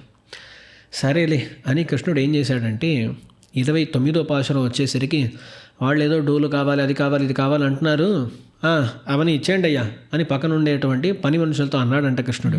అప్పుడు 29వ పాశురాన్ని అనుగ్రహించారు. சித்தஞ்சிறுகாலே வந்துன்னை சேவித்து உன் பொத்தாமரையடியே போத்தும் பொருள் கேளாய் பெத்தம்மை துண்ணும் குலத்தில் பிறந்து நீ குத்தேவலங்களை கொள்ளாமல் போகாது இத்தை பறிகொள்வானன்னு காண் கோவிந்தா எத்தைக்கும் ஏழேழ் பிறவிக்கும் உந்தன்னோடு தோமேயாவோம் உனக்கே நாம் ஆட்செய்வோம் మత్తెనంగామంగళ్ మాత్ ఏలోరెంబావాహీం. కృష్ణుడు అలా డోలు అవన్నీ తీసుకోండి అని చెప్పేసరికి అప్పుడు గోదాదేవి అందింది, అయ్యా నువ్వు పశువుల వెనకాల తిరుగుతూ ఉంటావు, ఆ పశువుల వెనకాల తిరిగి అలాగే తయారయ్యావు. అసలు మేమేం చెబుతున్నామో తాత్పర్యాన్ని అసలు నువ్వు గ్రహించటం లేదేంటి? మేము ఈ డోలు కోసం రాలేదు, ఇత్తై పరై కొల్వాన్ అండ్రు, ఈ డోలు కోసం మేము రాలేదు. అప్పుడే కృష్ణుడికి అర్థమైంది, వీళ్ళు అలా సూచన చేశారు కదా, నిన్నే ప్రార్థిస్తూ వచ్చామన్నట్లుగా. అక్కడంతా కూడా ఇక కృష్ణుడికి అర్థం కాలేదు, ఇప్పుడే అర్థమైంది. ఏం అర్థమైందంటే, ఓహో వీళ్ళు వ్రతం కోసం రాలేదు అని. మరి ఏం కావాలండి మీకు అని అడిగేసరికి అప్పుడు అన్నారు, ఎత్తైకం ఏഴേഴ് విరవికం ఉందన్నోడు తోమే యావం. ఎన్ని జన్మలెత్తినా, దేవరువారు ఎన్ని జన్మలెత్తినా మీతో సంబంధపడి ఉండాలి. ఇప్పుడు సంబంధపడి ఉండటం అంటే కొన్నిసార్లు ఏమవుతుంది, తల్లిదండ్రులు ఇండియాలో ఉంటారు, కొడుకులు కూతుర్లు ఎక్కడో అమెరికాలో ఉంటారు. ఇక్కడ పగలంటే అక్కడ రాత్రి, అక్కడ రాత్రి అంటే ఇక్కడ పగలు, అలాంటి స్థితి ఉంటుంది. అలా కాకుండా నీతో పక్కనే ఉండాలి. సంబంధపడి ఉండాలి అంటే ఎక్కడెక్కడో ఉంటూ కూడా సంబంధపడి ఉండొచ్చు. అందుకని నీతో సంబంధపడి ఉండాలి, నీకెప్పుడూ కూడా కైంకర్యాలు చేస్తూ ఉండాలి. ఉనక్కే నా మాట్చేవం, నీకోసం ఎప్పుడు కైంకర్యాలు చేస్తూ ఉండాలి అని ప్రార్థన పెట్టారన్నమాట. ద్వయమంత్రంలో 2 విషయాలు అంటారు, ఒకటి శరణాగతి, ఒకటి కైంకర్య ప్రార్థన. 28వ పాశురంలో శరణాగతి, 29వ పాశురంలో కైంకర్య ప్రార్థన. అక్కడ వాళ్ళు అన్నారు, చిత్తంజిరగాలి పొద్దున పూట వచ్చేసాం, పొద్దున పూట వచ్చేసి ప్రార్థిస్తున్నాం, ఇప్పుడు సత్వగుణం ఎక్కువ ఉంది, అందుకని ఇప్పుడు ఈ ప్రార్థన పెడుతున్నాం, మేమే మళ్ళీ వచ్చేసి ఇంకో ఫలం కావాలి, ఇది కావాలి, అది కావాలి అంటే అప్పుడు వాటిని అంగీకరించరాదు, ఇప్పుడే చెప్పేస్తున్నాను అని ఆ పాశురంలో కైంకర్యము తప్ప ఇంకో ఫలం వద్దు అనే విషయాన్ని నిశ్చితంగా చెప్పారు మన గోదాదేవి. 29వ పాశురం అయిపోయింది. ఇప్పటిదాకా ఒక గోపికలా ఉంటూ గోదాదేవి మాట్లాడింది అన్నమాట. ఇప్పుడు మీరు చూసారంటే చివరికి గోదాదేవి వ్రతానుష్ఠానం చేసిందా? చేయలేదు. ఈ ప్రబంధానికి పేరు తిరుప్పావై. పావై అనే మాటకు వ్రతము అని అర్థం అండి. తిరుప్పావై చాలా శ్లాఘ్యమైన వ్రతము ఆర్ శ్లాఘ్యమైన వ్రతమును చెప్పేటువంటి ప్రబంధము, అందుకని దీనికి తిరుప్పావై అని పేరు వచ్చింది. సో తిరుప్పావై అంటే శ్లాఘ్యమైన వ్రతము, దాని గురించిన ప్రబంధము, లేకపోతే వ్రతము గురించిన ప్రబంధము శ్లాఘ్యంగా ఉంది అని 2 రకాలుగా చెబుతారు. కానీ చివరికి గోదాదేవి వ్రతం అనుష్ఠించిందా అంటే లేదు. వ్రతం అనేటువంటి ఆ వ్యాజాన్ని పెట్టుకుని కృష్ణుని వద్దకు వెళ్ళిపోయారు ఈ గోపికలందరూ కూడా. అక్కడికి వెళ్ళి వాళ్ళు ప్రార్థించుకుంది ఏంటి అంటే కైంకర్యములు కావాలయ్యా, అంతే. సో చివరికి గోదాదేవి వ్రతాన్ని అనుష్ఠించలేదు తిరుప్పావైలో అయితే. అందుకని ఆ 29వ పాశురం దాకా ఇదైందా. చివరి పాశురంలో గోదాదేవి అంటుంది, వంగ కడల్ గడైంద మాధవனை కేశవனை திங்கள் திருமுகத்து செய்யடையாறு சென்னிரைஞ்சி அங்கப்பறைகொண்ட வார்த்தை அணிபுருவை பைங்கமலத்தண்டரியல் பட்டர்பிரான் கோதை சொன்ன சங்கத் தமிழ் மாலை 30 தப்பாமே இங்கி பரிசுரைப்பார் 2 மால்வரைத்தோள் செங்கன் తిరుముహత్తు చెల్వత్ తిరుమాలాల్ ఎంగం తిరువరుళ్ వెత్తి ఇన్బురువర్ ఎంబావాయ్. ఇక్కడ 3 రకాల జనాల గురించి మాట్లాడుతుంది. మొదటిది, గోకులంలో ఉంటూ కృష్ణుని నుంచి ఫలాన్ని పొందిన గోపికలు. ఆ గోపికలు కృష్ణుణ్ణి ఆశ్రయించి ఫలాన్ని పొందారు. అటువంటి ఆ విషయాన్ని అనుకరించి గోదాదేవి ఫలాన్ని పొందింది. మనమేం చేయబోతున్నామంటే మనము గోపికల భావాన్ని కూడా కలిగిన వాళ్ళము కాదు. సరే, గోదాదేవి భావం ఉందా అంటే ఖచ్చితంగా లేదు. మనం ఏం చేసామంటే ఏం లేదండి, ఆ గోదాదేవి చెప్పినటువంటి శ్రీ సూక్తులను మనం తిరిగి చెబుతున్నాం అంతే. మనస్సులో ఏం లేదు, బయట మాత్రం ఆ శ్రీ సూక్తులు ఉన్నాయి. కానీ అటువంటి వాళ్లకు కూడా భగవంతుడు ఫలితాన్ని అందజేస్తాడు. దీంట్లో మన వాళ్ళు చాలా అందమైన ఒక తాత్పర్యాన్ని అనుగ్రహిస్తారు. తోల్ కండ్రు కిరంగుమా పోలే అంటారు. గోదాదేవి ఈ తిరుప్పావై అనుగ్రహిస్తున్నప్పుడు మనస్సంతా కూడా భక్తిపూరితమై ఉన్నది. మనం చెప్పేటప్పుడు మన మనస్సులో భక్తి ఏం లేదు, ఆమె చెప్పిన మాటలను మనం అలాగే చెబుతున్నాం అంతే. ఇది ఎలా ఉంది అంటే ఒక దృష్టాంతం చెబుతారు. ఒక ఆవు ఉంది. ఆ ఆవుకు ఒక దూడ. కొన్నిసార్లు ఏదో దురదృష్టవశాత్తుగా ఆ దూడ చనిపోతుంది. ఆ దూడ చనిపోయిందంటే ఇప్పుడు పాలు పితకటం అవ్వదన్నమాట. ఇప్పుడు ఏం చేస్తారు అంటే ఆ దూడ యొక్క చర్మాన్ని గడ్డి మీద పెట్టి, ఇప్పుడు లోపల భాగాలు ఏముండవు అన్నమాట, కానీ గడ్డి మీద ఆ చర్మాన్ని మాత్రం పెట్టి దూడలాగా తయారు చేస్తారంట. ఆ దూడలాంటి ఆ బొమ్మ అనుకోండి, దాన్ని చూపించేసరికి ఆవు పాలనిస్తుందంట. దాని కొన్ని కారణాల చేత, లేకపోతే ఆ పాలు అలాగే గడ్డ కడుతుంది అనమాట. అందుకని ఇలాంటి పనులు చేస్తారు. ఇప్పుడు ఆ ఆవు సరైన దూడైనా సరే, లోపల రక్తం మాంసం లేని చర్మ మాత్రమైన దూడైనా సరే అది పాలను ఇస్తుందన్నమాట. అలాగే భగవంతుడు కూడా, గోదాదేవి లోపల భక్తి పూరితమై ఉన్నది, పాడింది, ఫలితాన్ని పొందింది. మనకు లోపల ఏముందంటే చర్మమే. ఆ మాట తప్ప, గోదాదేవి దగ్గర ఉండేటువంటి ఆ మాటలు తప్ప మనకి ఇంకేం లేదు. లోపల ఏముంది అంటే ఒక రకంగా చెప్పాలంటే గడ్డి, అంతే. అలాంటి మనని చూసి కూడా భగవంతుడు అనుగ్రహిస్తాడు. ఎలా ఆ ఆవు అనుగ్రహిస్తుందో, పాలను ఇస్తుందో, అలాగే భగవంతుడు కూడా మనకు అనుగ్రహాన్ని అందజేస్తాడు అని మన ఆచార్యులు అంటూ ఉంటారు. అందుకని గోపికలు చేసినటువంటి వ్రతం, దాన్ని అనుకరించినటువంటి గోదాదేవి, ఆమె యొక్క శ్రీసూక్తులను చెప్పేటువంటి మనము అందరికీ సమాన ఫలం. ఇక్కడ కూడా సంప్రదాయమే. అంటే ఏంటంటే గోదాదేవికి మీకు సమాన ఫలమా అంటే, గోదాదేవి ఏమనుకుంటుంది, తను చేసిన ఏదో కార్యము వల్ల ఫలమా? కాదు, అంత భగవంతుని కృపచేత. ఎవరికి ఏ ఫలం దొరికినా భగవంతుని కృపచేత, ఆ కృప వల్ల అందరికీ కూడా సమానమైన ఫలం దక్కుతుంది అని ఇక్కడ అంటారు. అందుకని సరే అండి, మనసులో ఏం పెంచుకోవాల్సిన అవసరం లేదు అని మాత్రం అనుకోవటానికి వీల్లేదు. అంటే మనకు నిజం అయితే లేదు, అందుకని అలాగే ఉంటామండి అని చెప్పడానికి కూడా వీల్లేదు. అలా గోదాదేవిలాగా అవ్వాలి అనేటువంటి ప్రయత్నాన్ని మనం కూడా చేయాలి. దానికి భగవంతుని కృప లేకుండా అవ్వదు.